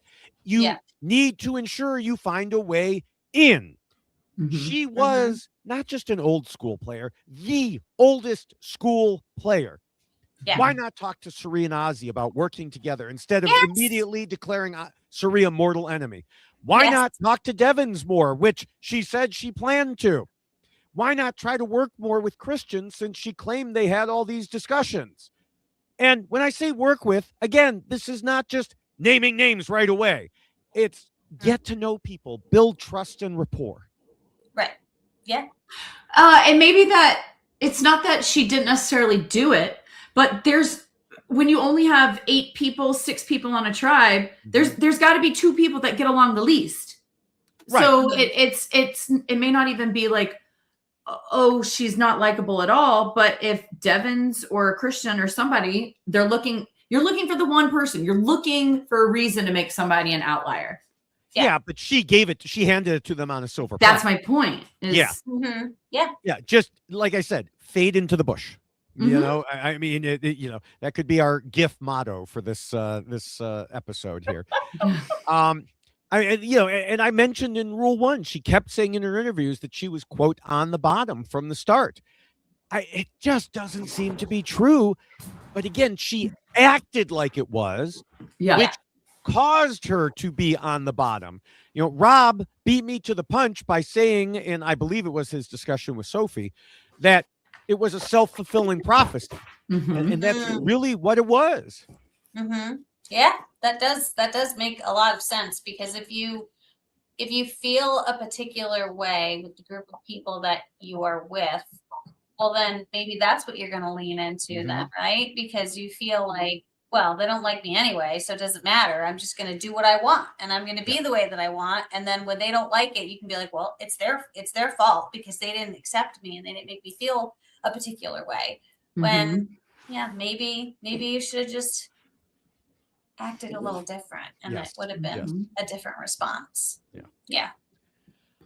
Now, as for Kyle, I really don't have anything to say about him here other than that he seemed to be doing a great job. As we discussed, he had multiple alliances, and those included people that he really liked. But of course, he was going to have to cut at least some of them at some point, and he knew that. He didn't last long enough to make that decision, but I have no doubt he would have followed through. Listen, I think that's going to be the way that you just post about this. I don't really have much to say about it. I mean, yeah, but he was doing well in what we saw. Well, right. Now also a lot of players who sustained an injury like him would be overcome by their emotions and just moping around camp. We've seen it before. Oh, yes, and he did not. No, he was shoring up relationships to ensure he could stay. Well, if he could stay, then he would stay. He wouldn't get voted out. Yeah. So. Yeah. No, he was doing a great job. Kyle, you're great. All right, let's move to the fifth rule, which reminds players they need to pretend to be nice and play the social game. And, a lot of what we've already discussed about Jenna probably could have been addressed here as well. It's just one of those situations. Yeah. It was a combination of her not making allies and also not making friends, or at least connections. She said in her pregame interviews she was going to make friends and then slit throats. But she forgot that first step. She came in with that razor blade of slashing and went right for the throat of one person in particular. Yeah, and I think what we might not have seen, I mean, she does talk about how she was like sitting and having conversations with various people. She mentioned, I don't know, some computer game or something that she was talking to someone about. And so Fortnite, thank you. Was she having conversations with people? It sounds like she was, because what else are you going to do when you're out there, right? But talk to people. But I think it's like a multi-step process when you're trying to form these relationships with people, because yeah, we want to get to know you, but it's in the back of everyone's mind. Are we going to play this game together? And how do you broach that topic? It's like when you want to tell somebody I like you, it's like, how do you get there without offending them? You want to make sure that they kind of feel the same way. So you have to kind of play that game. And if you haven't gotten a read from them in Ponderosa, then you don't necessarily know what they're going to say. Maybe you did get a read and it makes it easier, but there has to be something that like kind of brings you together so you can broach that topic. And I feel like that was the step that was really like missing for her, where she was like, oh, well, we talked about Fortnite. Okay, do you want to vote out Sari? And it was like, wait, time out. Like, we're not there yet. Like, we're not going on our first date yet. Like, we there's other things we have to talk about first. And I feel like that's because she thought it had to move so fast that it was like, okay, yeah, Fortnite, great, know who you are, and now I want to tell you who I want to vote out kind of idea. And there are steps that you have to take when you're creating these relationships, trying to decide if you're going to play the game with them. Well, let me build on that, because I think you make a great point. I think authenticity needs to be recognized here as well. Like Jenna mentioned in one of her exit interviews that, she was having individual conversations, trying to relate to people. One of the examples she gave was like with Christian. She's like, I told him, my son is into robots. He's not into robots.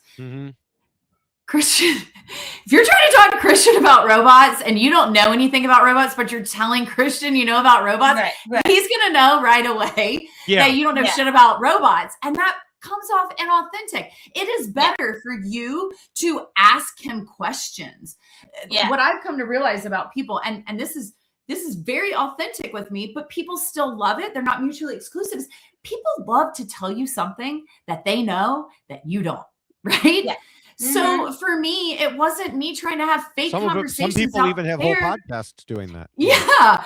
And they love it. And so I think a conversation like that becomes more authentic than if you're like, oh yeah, I totally play Fortnite. And then you're like, my son totally does robots. Yeah. I don't know. I think authenticity needs to play in here. I also noticed that somebody said, Sari and Jenna came in not getting along. And so while Sari said she didn't have a problem with Jenna, I find it very fascinating that somebody else on their tribe said they didn't like each other. I don't know if you guys picked up on that. No, I missed that. That. Yeah. I missed that. So I'll go back and find it, David, and try to send it to you. But because Jessica, I know you don't care what David does. I do. I totally do. I know, but you're moving on to the next episode. And I know David will make TikToks about it. So. Oh my God, he will. Yes. See, that's make what like I'm saying. Look, this is Yeah. teamwork. This is teamwork. That's here. right.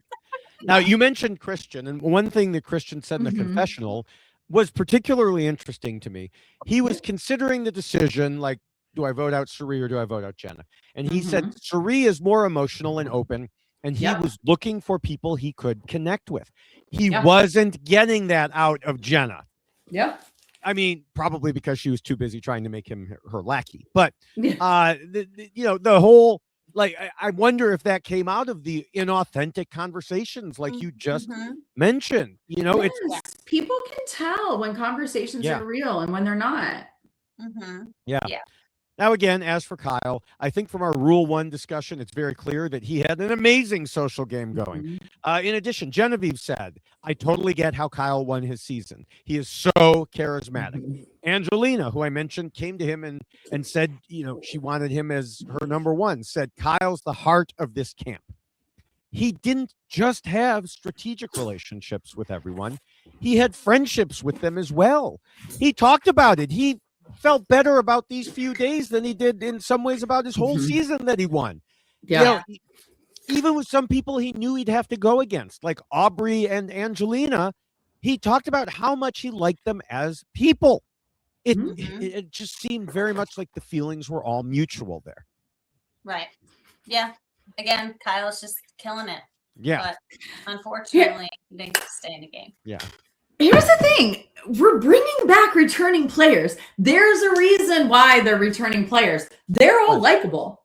Yeah. Like you've already filtered through not only the entire casting process, but you've also filtered through like you've taken the best of the best of all of like these amazing seasons. Like my mind would be blown being out there with all of my favorite players. So I don't know. I also wonder like how much that plays a part in how these new school players are playing, how much of their like fandom and them like fawning over these like old school players. I'm curious to see how that's gonna play out moving forward. Yes. I have a theory. Oh, I want to hear it. Can I talk about it now, David? I suppose. Okay. So I have a theory just about how. Go ahead. Okay.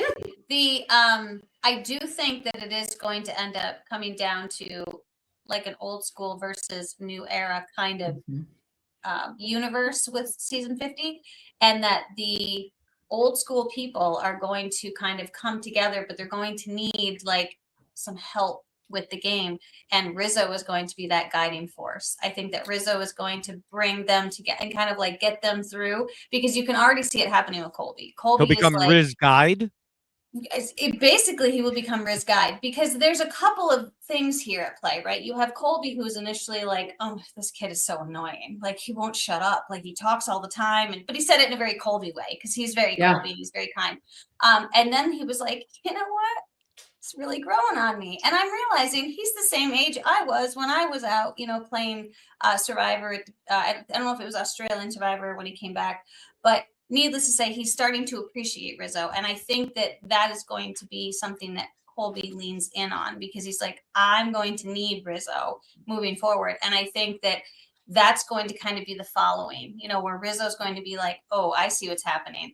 They're going to try to start getting rid of all the new era players because they're scary and they play this game that we don't really understand. We need someone to help us. And it will be Rizzo, and he will be leading the charge with the old school, old timers, if you will, of Survivor. And I that's what I see happening. That's my theory. I think Rizzo will be the Riz guide in addition to the Riz God, and he is going to make it work for him and his gameplay. It is, it's funny. This just occurred to me as you were discussing that. Colby with Rizzo went through what viewers went through with, not all viewers, but what a number of viewers went through with Rizzo through the season. Like a bunch of people were like, we hate him, we hate him, we hate him. Oh, he's actually kind of growing on us as as last season went on. Colby went through that in like 3 days, Yes. Yeah. He did. So, I thought it was really sweet. Like when I first heard Colby say that, I remember like watching it, and I thought Rizzo's heart's going to break when he sees Colby's Colby saying that. And then I also thought like what a horrible thing for them to include. And then to see Colby come around, I got to be honest with you, like my kids were like that when they first met Rizzo, because we were all hanging out at like a basketball game, and he comes in and he's a lot. And he's exactly what Colby explains. Like he's the heart of a tribe. He's the heart of a group, and he's so much fun. And I really hope we get to see a lot of Rizzo this season. He's really fun to watch. I don't know. I think there's a reason why we're seeing it now, because it's gonna matter. Yeah, we'll see. Love we will it. see. You have planted your flag. I planted my flag. Yes. Speaking of Colby, and while we didn't see it on the show, one thing that I want to mention for this, the social game aspect, the media on site told us, and then Kyle said in interviews, that the only reason he injured himself was he had to jump back down after having already made it up that ramp because Colby couldn't get himself up the wall and needed a boost. So again, even something like that is part of your overall social game, showing that you can be counted on to help.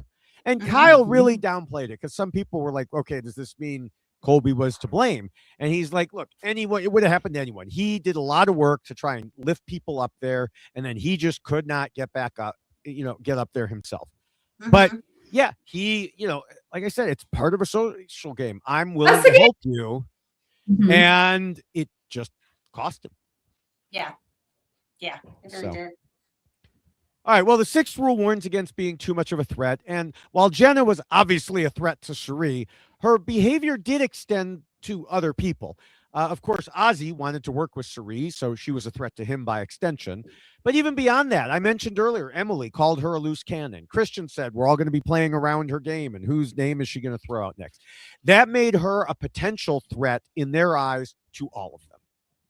Yeah. And I do think that when you, again, it's finding that commonality. It's finding that reason. And why can we all kind of get behind this choice versus that choice?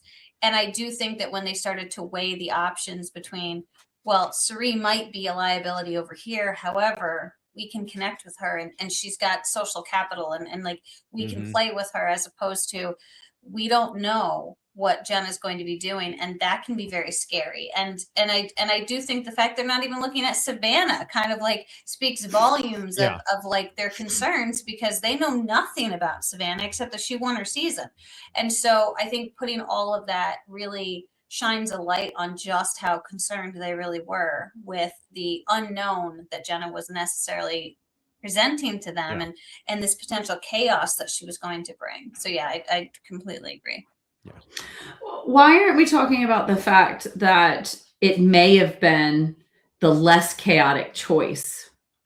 Maybe Jenna wasn't that chaotic, but maybe they all sat around and said, what's going to cause the least amount of waves and the least amount of chaos in this tribe right now for this first vote out? I think that's definitely part of it also, because Jenna didn't have anyone, whereas Ozzy, I think they could have reeled in Ozzy afterwards. I don't think it would have completely broken him, although he was already broken by Jenna. But why wasn't Ozzy worried that people were going to see him as a target because he's trying so hard to keep Cherie? Because that's not how Ozzy thinks. He doesn't play that way. Fair. So, now as for Kyle, he should have been viewed as a threat, considering everyone saw him win the game just a few days before flying out to Fiji. But instead, they were flocking to him for alliances. Now, you guys already mentioned it may have caught up with him at some point. It probably would have caught up with him at some point. But he sure looked set up well for now. So that's all we can say there. Yeah. That's all we can say about that. Yes. The seventh rule covers idols and advantages and game mechanics. And Jenna didn't really have any interactions with anything like that. So unless I missed something or I'm forgetting something, I don't have anything here for I her. didn't see any. Now, Kyle was told by Genevieve about her boomerang idol and contributed to the decision to give it to Ozzy. And also he was told by Q about his lost vote. We'll see, if the Ozzy thing pays dividends for Genevieve later in the game. But Kyle was unfortunately not able to reap any benefits for having all this information. Yeah, but obviously he was, again, in such a great place. Yeah. Such a great place. All right, we could get to Appendix A here, which discusses players keeping their end goals in mind when voting. And we talk about voting out the weak, then the strong, then the weak, then the strong. Now, typically, at the first vote, we see a lot of discussion of voting out the weakest link. But one thing I need to remind everyone of, being, quote, weak is not always a matter of physicality or challenges. True. And we see this season after season. How long did they keep Banu in, you know? Yeah. Like, oh my God, I forgot about him. Yeah. Exactly. And being weak as an ally is usually more important. And I don't know that we've ever seen a clearer case of that than we have here. There was Sari, who very, very obviously blew the immunity challenge for her tribe and is known to not be strong in various other challenge-related areas. And then there was Jenna, who essentially had no allies. Weakness in the latter far outweighed weakness in the former. Right. Yeah, no, I think that I do think that my dog wanted to come in and help with this. We love dogs. This is Echo, everyone.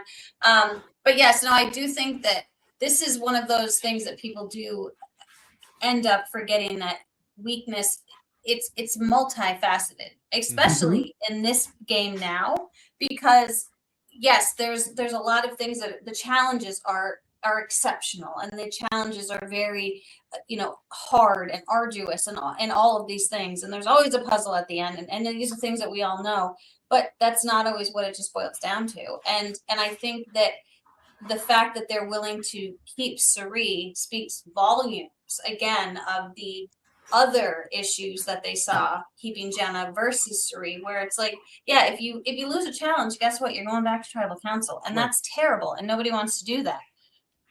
So the fact that they're putting more weight into the social game that Sari is going to be presenting, as opposed to the physical game that she will be bringing, I think it's a really telling story regarding the concerns that they had with Jenna and what she was ultimately going to cause for their trial, or for their tribe. Now, Lindsay, I know you had wanted to talk about this, so. Well, I told you, I think we covered it in 2, but what was I going to say? The thing that I loved about this episode, especially with Ozzy, is he just kept saying she has other strengths. Yes. He just kept and he didn't even necessarily have to list them. I think he did, but I heard it a couple of times, like, she has other strengths. It's just going to show you how in the game of Survivor it's evolved so much, because Joe saying let's keep the strength, that's an outlier idea. Well, Joe hasn't evolved. I mean, no, game, so of course there's me who's like, yeah, Joe, like, you can't go to tribal if you don't lose. And when you're looking at like an all-star cast versus a first-time player cast, does it really matter if your all-star tribe goes into the merge or whatever stacked? Because I don't know, it just seems like a different game as opposed to like first-time player play. And if that's the case, like, maybe this is a great argument for a season where strength should be important, but clearly they're not making it a factor. Well, the other thing is, and this is something that Christian talked about, if you read into what he was saying to the rest of the tribe, he didn't, or at least we didn't see him lay it fully out, but he said, we clearly lost because of Sari's part of the challenge. No, he definitely said that. Right, that he said. But he said that. We cannot let that happen again. And I think that part, what he was saying is, we need to make better decisions. Yes. Discussed, because apparently Savannah was like, hey, listen, I just did this in my last but season, meanwhile, which was a week ago, and Sari was like, well, I've done this on Australian Survivor and I've been practicing this. Right. And what do you say to that if you're Savannah? You say, okay, of course. You always want to let I mean, take it. Sari. Fuck it up yourself. I don't want to be the one to do it. Sorry. Right? Sari, come on. Yeah. We always talk about this. Don't volunteer to be the possible GOAT. But No, Sheree don't. felt really confident and didn't realize how that rope fence in front of her would totally mess her up. Yeah. That's what happened when she did it in Australia. She could throw underhand. Well, there was a rope and there was a barrier in front of her that prevented her from doing that.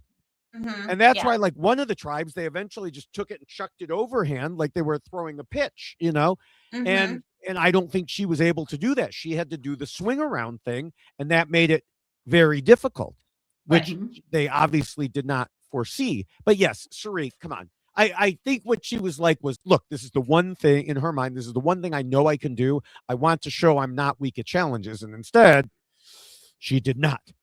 Right. And, but also, you're not in a situation where everybody has to do something either, right? Like Right. this wasn't That's one what of I those was challenges wondering, where yeah. they all had to do Well, a thing. They did. They all had to do something. We I think usually in have to both do of the first something. challenges, they all had to do something. It was just there could have been other things. Well, right. that So they like did. don't do the thing that's gonna Right. highlight it so Yes, much you're all by exactly. yourself. Right? Yeah, and I don't remember Yeah. what the other aspects of this one were, but like in the marooning challenge, like everybody had to do something. That something could have simply been hauling ropes out of the boat. But it had how to be about just something. taking the torch out of the Yeah. like the stand and running over Right. it, setting it on Yeah. fire? Like So there were was it. different things, but Yeah. yes, and I think what Christian, to circle back, I think what Christian was trying to get to was we can keep, I mean, he didn't say this because it was for the whole tribe, but we can keep Sheree. We just can't put her in those situations again. Right. Yeah. But I think they're going to be in a tough spot because I know there's been some pictures that came out quite some time ago and we did not see this challenge. And there's definitely balance beams over the water. And Of course they're going to give her balance beams over the water. but Sure this she's is been what I'm practicing. saying. Like Why that's are we? going to be problematic. Yeah. Now, as for Jenna, she talked a lot in her interviews about how she thought she at least had Joe and Savannah on her side for this vote. But here's the thing. 3 is not a majority of 8. And Yeah. she did not have the social or strategic capital to convince the others. And meanwhile, Christian was pointing out to most of the rest of the group they needed to agree and vote unanimously, or else whoever received votes and made it through would come back to camp pissed, which would not be good at all for tribal unity. So they had their debate, which we, of course, did not see most of. They made their decision, which, of course, we did not see. And I suspect what happened was during that debate, Savannah and Joe were like, we're in the minority. We're not getting out of it. So let's just join the consensus like Christian said. Yes. That's how you end up with this unanimous vote. That's how you end up with Savannah and Joe telling Jenna 2 minutes before tribal council, we haven't decided yet. Right. Yeah, we're not. Yes, and we're that not is really also how sure. you don't get people looking at you. Because if Savannah Mhm. and Joe had tried to push back and do something different, well, all of a sudden they're going to start looking at Savannah and Joe going, well, so what? Then Yeah. we're going to target you next time. So yes, it's the much smarter move is just go along with the tide. Like this is the direction everything is heading. Okay, fine. I don't need to try. I don't need to pull an Aussie. Aussie was trying to Right. save Suri, but there was a reason for it. Yeah. Jenna didn't have anybody in her corner like that. Right. James actually said that to me because to this day, I'm still like really sour at James. I'm like, I don't understand why if we had like such a great relationship, why you didn't take one for the team? Like, why didn't you fight for me? And he's like, Lindsay, you weren't at the time, you weren't worth fighting over. He's like, I wasn't going to put my neck out on the line for you. He's like, I didn't know where the tribal lines were drawn. And he goes, for the very first tribal council, he's like, if I pushed back on anything, he's like, they could have turned it on me. He's like, I wasn't going to do that.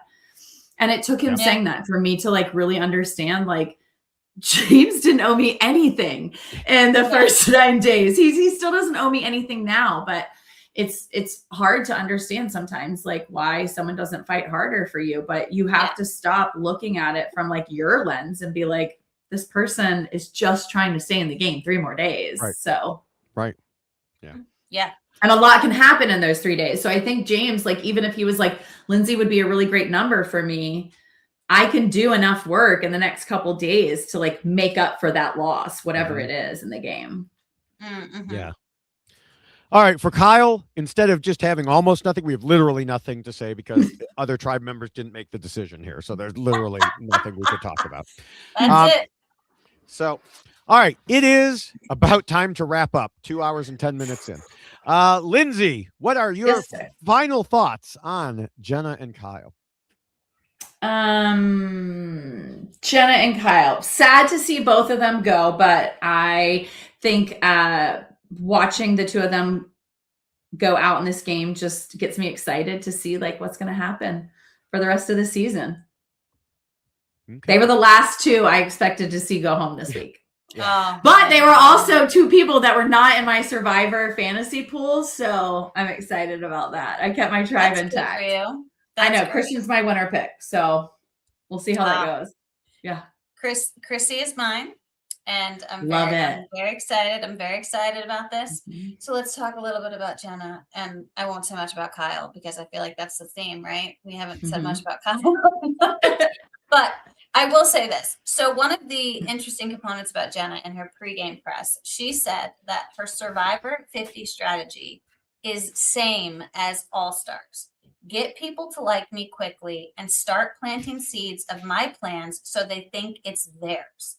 Find a ride or die that you can convince can beat you in the final three. Be malleable and adaptable. Flatter everyone. Tell strong people how smart they are, beautiful people how smart, strong, etc. Keep secrets. So she had this whole concept and this whole plan.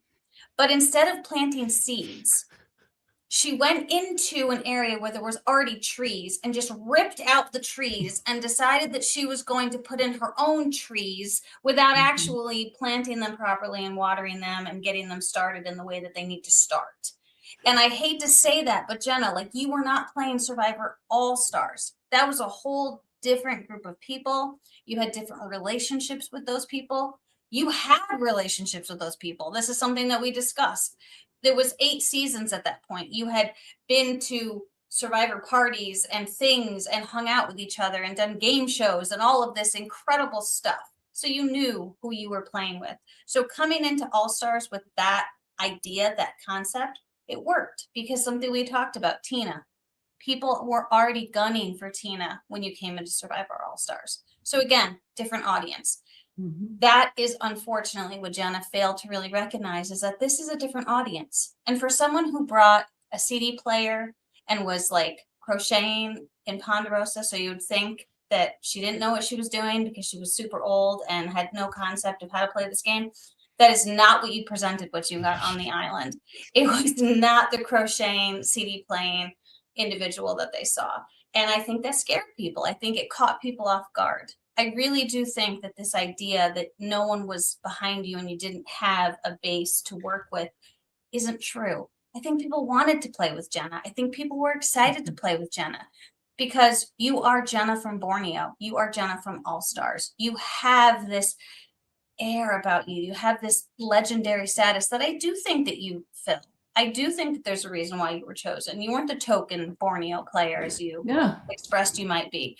And so unfortunately for Jenna, she didn't utilize that to her benefit. She came in with an idea of how to play this game when it's no longer old school Survivor and she's not playing with people that she knows. She needed to foster those relationships, actually plant the seeds, water them, watch them get sunlight, fix the soil a little bit before you start saying who you have to vote out and name dropping. And unfortunately, I think that's really why you scared people off and they didn't want to work with you, because you came in playing a game that they weren't expecting you to play.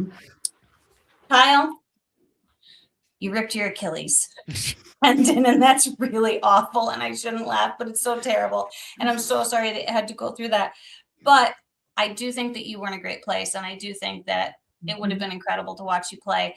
But there was a moment that we saw Camilla looking down at you when this was happening. And all I could think of in that moment was Camilla was probably like, I hope he gets mad about it. I just want to, because she was probably like, this is my moment. This is my moment to not have to worry about Kyle right now, because there was this thing in her face. But regardless, Kyle, you're great. Jenna, I think you're great too.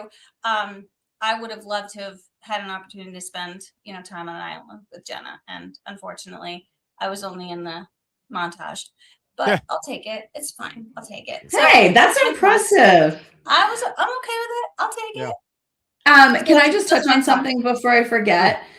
Yeah. Okay, you talked about the Walkman and the crocheting and the way that comes across at Ponderosa. Just a reminder to anybody that is studying to play the game, nobody is going to buy that. And the reason is because if you are on season 51 or 52 of Survivor, nobody thinks you're some innocent mom who doesn't know what she's doing. Everyone thinks that you're coming across as shady because you're presenting yourself one way. And we all know damn well how good you have to be able to get cast and how big of a fan you have to be. Like, nobody's buying it. And look, I'm authentically nice and honest. And that was kind of like the approach I wanted to have in the game. People don't think you're, I don't know. I just think like people are constantly questioning like every little thing you do. Assume that from the beginning. Don't think that people are dumb. Don't think that people aren't self-aware. Don't think that people aren't tracking like every little thing you do. They're paying attention to the books you read, yes, but they also know that you're trying to send a message to us about the book you read too. Yeah. So just keep that in mind when. Oh yeah, that was definitely something we talked about. I made a separate video with a clip about the ridiculousness of her bringing a CD player and crocheting and stuff like that. And I mean, even, it surprised me before I get to my conclusion here, just another tangent, how quickly Emily and Devins hit it off, because Emily was ripping Devins in pregame press because he was out there, looking at his family photos the very first day that they got there. And she was like, that is so performative. It is performative. But I also think with Emily, I think she lies on purpose, including to press. I think she does it to mislead. And I think that if she went in there knowing that she wanted to link up with Devins, she wasn't going to say that to Mike Bloom and to Dalton Ross. That's an interesting concept. I love this theory. I think that is the type of person that she is. And I'm not saying anything mean. I'm just saying I think that she didn't want to take the risk that she could be seen as, someone who pre-gamed. So she comes in there and says negative things. Yeah. Right. Yeah. Oh, I like that theory. That's a good theory. I have another dog. Or she's just calling it as it is, and she has no problem saying it straight to Devin's face. Yeah, that's true too. That's true too. It doesn't mean she's not going to align with him. Right? Yeah. Like she's going to be like, "Hey, that's performative, but also like let's hug it out and go play a game together." And so it could be either. Yeah. All right, Jenna created a self-fulfilling prophecy, which I had written down here before I heard Rob say the same thing. Great minds think alike. She believed she was immediately on the bottom, and then she played in a way that put her on the bottom. And then she blamed being on the bottom for her loss. And then in interviews, she blamed other people as well, while trying to distance herself from the very things that she did and said. But this is why we do this podcast, for situations like the one we're looking at here, where maybe it's not clear or maybe it is clear, but then the waters get muddied. When I was originally watching the episode when it ended, I did not have the intent of coming to this podcast and talking about Jenna like this. I thought this was going to be a short podcast. I was going to mention her clear violation of the second rule and expand on related items, and then ensure that we had covered everything that led to it. Instead, we had to spend a bunch of time. Why is this podcast so long? Because we had to spend so much time counter-arguing the smoke screen that she put up, whether intentionally or not, just to get to those same reasons. Yeah. Jenna came into this game playing too hard, too fast, too impersonally. It's like she got a Cliff's Note version of what New Era gameplay is, and she missed key details. Or for those people who are too young to know what Cliff's Notes are, Chat GPT. Plus, this is only half a New Era game. Yes, the 26 days is, but the players are not. Right. And with it being returnees, that alters the way you have to handle people as well. But Jenna came in, both barrels fully loaded and aimed at Suri before even hitting the beach. And rather than try to figure out where everyone stood, she attempted to push them towards her preconceived conclusion, Mm. even while later claiming she felt like she was on the bottom, which means this was the opposite of how she should have reacted. Mm. Jenna opened the season by talking to Jeff on the beach, saying she was there in part to find out what she could learn about herself. I was going to say I think she found out, because I said in the preview podcast that she couldn't just control people the way she seemed to believe she could. The problem is, after reading and listening to her interviews, I don't think she actually found out, because she has a very different view of what happened compared to what we saw and what other players said, both in the game and at least one is saying now after it. Mm. And we know at least part of it was completely made up in her head. But whether she learned anything or not about the reason she was voted out isn't really pertinent to those reasons, unless, of course, she's called upon to return again someday. Meanwhile, we had Kyle, who told us, I think I'm in the best spot in this game. And I believe he was right, at least at that time. We'll never know if he could have maintained it, though he certainly seemed to be in a prime position to do so for at least a while. He had so many allies that he could have handled a swap, a merge, a double cross, you name it. He was ready for almost anything except an injury. In both of these cases, these players lost control of their environments. Kyle even tried to get Jeff Probst to sign off on allowing him to stay, while Jenna tried to get everyone to do what she wanted. Neither were successful. And that is why Jenna and Kyle lost. There we are. 2 Yes. hours and 25 minutes. Yes. Woo! Yes. Which was longer, this or the State of the Union? Did we break a record? I don't think we broke a record because we've done Y blank ones, but this is for an episode 1. Yeah, I can almost guarantee. Is it always me that makes the episode go long? I mean, you do, but I mean, it was mostly me here. You know, I mean, Sorry. no. I just love talking to y'all so much. It's because you have things to add. You know. Yes. I always have things to add. Yeah, and so, but in this case, there's only one person I blame, and that's Jenna, because, like I said in my conclusion there, if she had just gone into her interviews and said, yeah, this is what happened, and not blown all this smoke all over the place, this would have ended over an hour ago. I guarantee it. Fascinating is when Christian Hubicki is out and he's like, all that shit she said, that was right. Yeah, well. But can we talk about how cute it was when Christian did that little dance? And then can we also talk real quick about how Devins was mocking Ozzy about being the provider? Oh, yes. So I do think that Devins has found good. like his So good. comedic role in this particular Yes. season. It's been very entertaining to see his interactions with people Well, and the confessionals and just how he's responding. It's Yeah. been very and entertaining. producers and other players are playing into it because, you know, Oh, yeah. there was one person was like, we have Ozzy and we have Christian and we have Devins. And then they show him just like tripping and falling or something. Yeah. like It is, that, but you it's such a strange contrast from like Yeah. this dominant player that I'm used to seeing. And so that's why sometimes with these returning seasons, like I Right. get nervous. Ozzy looks like Shambo right now. Like I Yes. can't unsee Yes. it. It's driving me bonkers, especially when he was on Exile Island. And I'm like, can somebody please, and you can tag me in it. I want them to do that thing where they do the transition from like one Yeah. person to the other. You know what I'm talking about? I really want to don't know how see to like do the those. Shambo Yes, to Ozzy yeah, transition. So if anybody could do that, that'd be great. Yeah.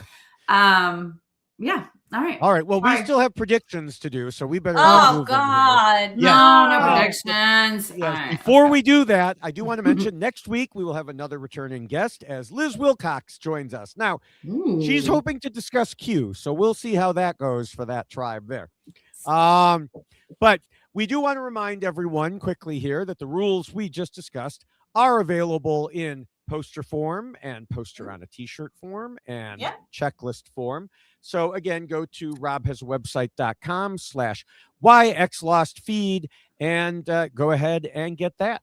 And then there's also, of course, ways to reach us all when we're not here on the podcast. I don't, Yeah. Lindsay, what's the best way to reach you? Wait, there we go. I actually put it in my Okay. little handle right here. I think that's what Look we're at calling it. her. Lower third, something like that. Yeah, I'm on Instagram. That's it. Okay. I All mean, right, so she's at yeah. Lindsay F. Carmine. Yes. Yes. Mhm. Okay. And I am at Jessica Lewis 89 on Blue Sky and Twitter, and I'm at Jessica Lewis 6789 on Instagram. I'm, ramping up the posts a little bit because now Let's we have go. season 50 happening. So this is going on. However, I must say that I am nothing compared to the gentleman who sits to what appears to be my right. That he is just a social media guru and has so many outlets for content that he has a page dedicated to all of the locations you can find him on his link tree. So David Nice. Bloomberg, why don't Let's you do talk to them this. about all of the places that they can find you? Yes, you can find that at linktree/David Bloomberg or directly on Blue Sky, where I'm at David Bloomberg. On the video sites, YouTube, TikTok, and Instagram, I'm at David Bloomberg TV. I've been posting mostly 2 or 3 reality TV short videos every day, although before today, I posted like 5 and 6 the past couple days, just with Traders ending and Survivor starting and Australians. It was crazy. Do you sleep? Are you sleeping right now, David? Do I need to worry about you? Yes. It seems like the retired guy's working harder than the two Yes. employed women on this podcast. I'm just Can you saying. tell my wife that, please? She's like, what do you do all day? Like, I posted 6 videos. You're and like, did I'm not-" on TikTok, honey. Yeah. Idea. Somebody's got to pay Any for those new idea? shoes, right? Yeah. And not enough people are looking at my videos on TikTok to pay for I'll new shoes, so we need get more people. my kids' teenage friends to Okay, good. to give you some views and clicks. Good. So most of the videos till this point have been on the Traders, but obviously I'm transitioning to Survivor 50 and some on Australian Survivor. I was even doing mini Y Blank Lost videos for the Traders, which means I will have like 6 of those coming in the coming days because of the finale. And speaking of the Traders, I am co-hosting the Tradar podcast for the Traders US. And yes, this has been a busy day and is going to continue to be because the finale was yesterday. We recorded the finale podcast this morning. We're recording the reunion podcast Saturday, which I have not even watched the reunion yet. We're doing a special postseason listener Q&A podcast on Tuesday. And so, yeah, just find the Tradar, TRAIDAR, and you can find that either wherever you get podcasts or on YouTube. And I will say, the one thing that has not happened to me, it's happened to you, Jessica, on this podcast, not for a while, but on the Tradar podcast, on the Traders, there was a big thing made about smoked salmon because that's the best item in the castle to have for breakfast. And so we were joking about that. And a smoked fish company reached out to us and sent me smoked salmon to eat during. Which one is it? Acme Smoked Fish. That's amazing. They're in New York. It was very good. So yes. So if you're listening to this podcast, I love me some salmon, and this guy is like my friend. So I don't know. He's like my podcast partner. Like, it's pretty great. Maybe just you got salmon. boxes of stuff before. I did. That's exciting. Let's talk about this, Kettle. I haven't heard from you in a long time, and I'm still loving your chips. If Kettle's still listening 2.5 hours into a podcast, they are dedicated. So.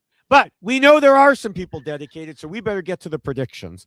Now, oh gosh, we really did not get much information about what's going to happen next week. We saw Coach getting mad at Ozzy before a challenge, but that's obviously not going to impact anything because they're on different tribes. And we see that Coach seems to have a problem while fishing, but I'm guessing that's a red herring. No pun intended with the fishing. And there's also the clip of Christian Hubicki saying something about how things could go sideways for them. But remember, there's a reason that Hubicki's Law is named after Christian Hubicki. It is because we know if he is in there and it looks like things could go sideways, things are not going to go sideways. So Hubicki's Law back in play. So here's what I'm going to say. I was of 2 minds on this one. I think that the Sela tribe is not going to put themselves in a position where they lose the challenge again. It would be easy to predict they turn into the disaster tribe, especially given what you talked about with that that secret scene. But I feel like that would have been in the main program if it was going to come back to haunt them. I think so. So I just think there are too many good competitors there, and they're smart enough to readjust things so that doesn't happen again. I sure don't think it'll be Kalo. So I'm going back to our preseason thoughts of Vatu losing, especially since they lost Kyle, who was one of, if not the strongest challenge competitor there. So then the question is, what happens? There was a 5-person core alliance that could have run the game along with Kyle's other alliances. But Colby, well, that 5 is down to 4, and only 2 of them have votes. That's not going to fly. We know Aubrey and Genevieve are worried about each other. We know Rizzo and Colby seem to be getting close. All of these alliances have to reshuffle because Kyle was the heart of them. And so what's that going to mean for like Angelina's position when she considered him her number 1? I'm worried about my winner pick. I mean, because Aubrey, that is not a good spot to be in, especially when she started out the way she did with Genevieve. I was like, Aubrey, what are you doing? I thought it was super weird. Yes. And the thing is like Genevieve's going to pick up on those vibes, and she's kind of unassuming, but like, but I can't bring myself to predict she's going to be out this early. I know. So I'm going to say they're going to get Rizzo on board, and I'm going to predict they knock out the person I had originally predicted as the first out of this tribe, and that is Angelina.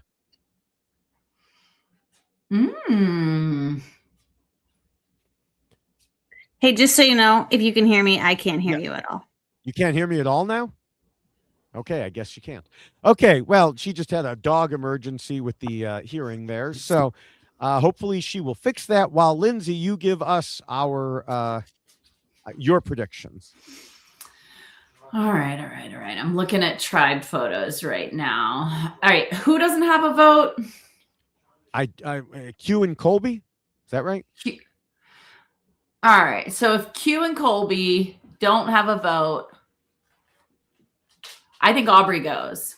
If we're having to pick from that tribe. If not, I think it's anyone, whoever you think. It's anyone who you think. I don't want her to go home, but I'm worried Chrissy might go home. Wow. Can you hear me? Yes. Yes. It might sound I think you're fine. So yes. Did you just hear who Lindsay picked as her prediction? Are you picking Chrissy? Yes. Yeah, I don't want her to go. I did not pick Aubrey, but I picked Angelina. Yeah. So I just think from the outlier perspective, I feel like with her personality and her age, I'm just not sure where she's fitting in and vibing with everybody else. Yeah. Yeah, I don't like that prediction at all. And I don't want it. I don't want it. So here's my theory. All right. And I'm going to try this and see if this works now. Just go ahead. We're at the end of the podcast. Just go ahead. Okay. Can you hear me? Okay. Yeah? Yes. No?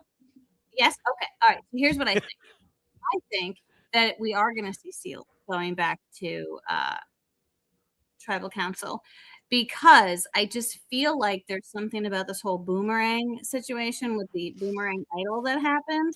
We heard a lot about it. We know why they picked Ozzy, and we saw so much of Ozzy. I think he had 19 like confessionals or something crazy. Like I was like 29 or something. It was like stupid. Hold on, I'm gonna see if I can look it up again. Go ahead. Crazy how many he had. So I do think that there's a reason why we saw so much of that, because Ozzy is now playing a different game. He's playing as Oscar. He's not playing as Ozzy. And I think this is like his breakout moment to be like, I'm going to be Oscar and I'm not going to be Ozzy. And that secret scene that I talked to you about, where they're talking about whether or not they like made the wrong choice, and like, should they have voted out somebody else? The other person who was sitting there was Savannah. Savannah was sitting there listening to them talk about how they might have made the wrong choice and voted out the wrong person. And Savannah's not saying anything, but she's listening, which leads me to believe that Savannah's probably going to go run back and be like, hey, Sri and Ozzy, you might want to know that they were all talking about this. Maybe she's going to try to like get in with Ozzy and with Sri to see if she can like kind of ruffle some feathers, right? And so what's going to end up happening is mayhem. It's just going to be crazy because she's going to go back to them and start telling them things. Someone's going to find out that Savannah is spilling the beans. They're probably going to split the vote, and it's going to be one of those situations where let's put some votes on Ozzy to throw everything off because he's going to think that we're going to vote for Sari, but really let's also vote for Savannah because she is throwing us under the bus and telling them what we want to do. And then Ozzy is going to play as idol and Savannah's going to go home. Okay. That's right.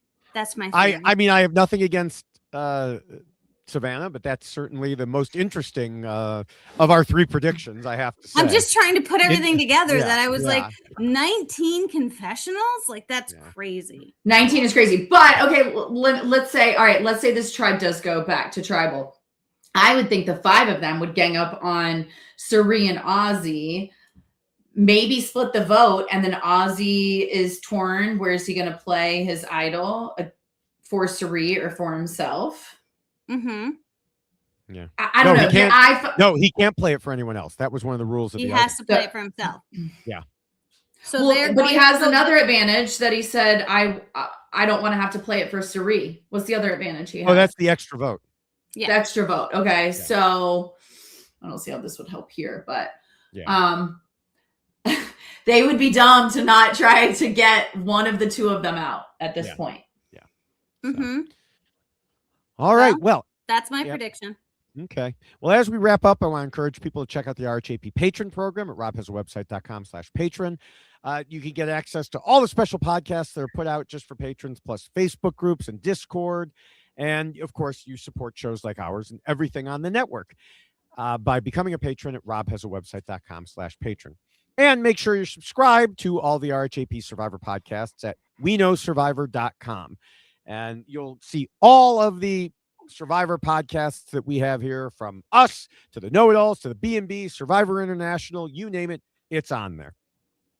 Yes, and we would like to thank everyone at the RHAP site, not just for this podcast and all the work that you do, but all of the work that you do for all of the incredible content that you do put out. So Why Blank Lost and everything else. Thank you to Scott St. Pierre for all of the editing that you do, not only for, again, this podcast, but all of the content that David Bloomberg just spoke of. And also to Will from America. Thank you for the theme song that plays before the audio version of this podcast. And also thank you, Lindsay, for hanging in with us for 2 hours and 42 minutes. I feel like don't remind people. Maybe they'll forget. Maybe they'll forget. Like, thank you, viewers and listeners, for hanging in with us.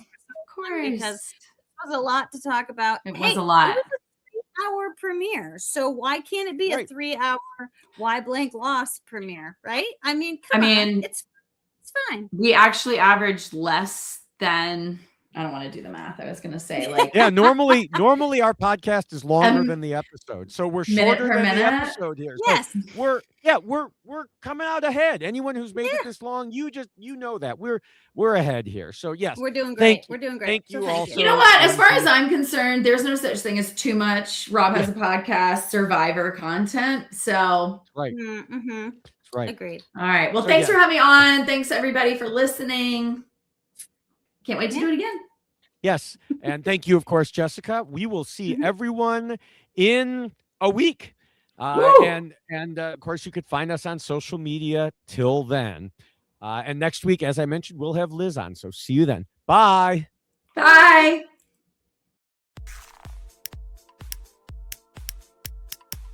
This is RHAP.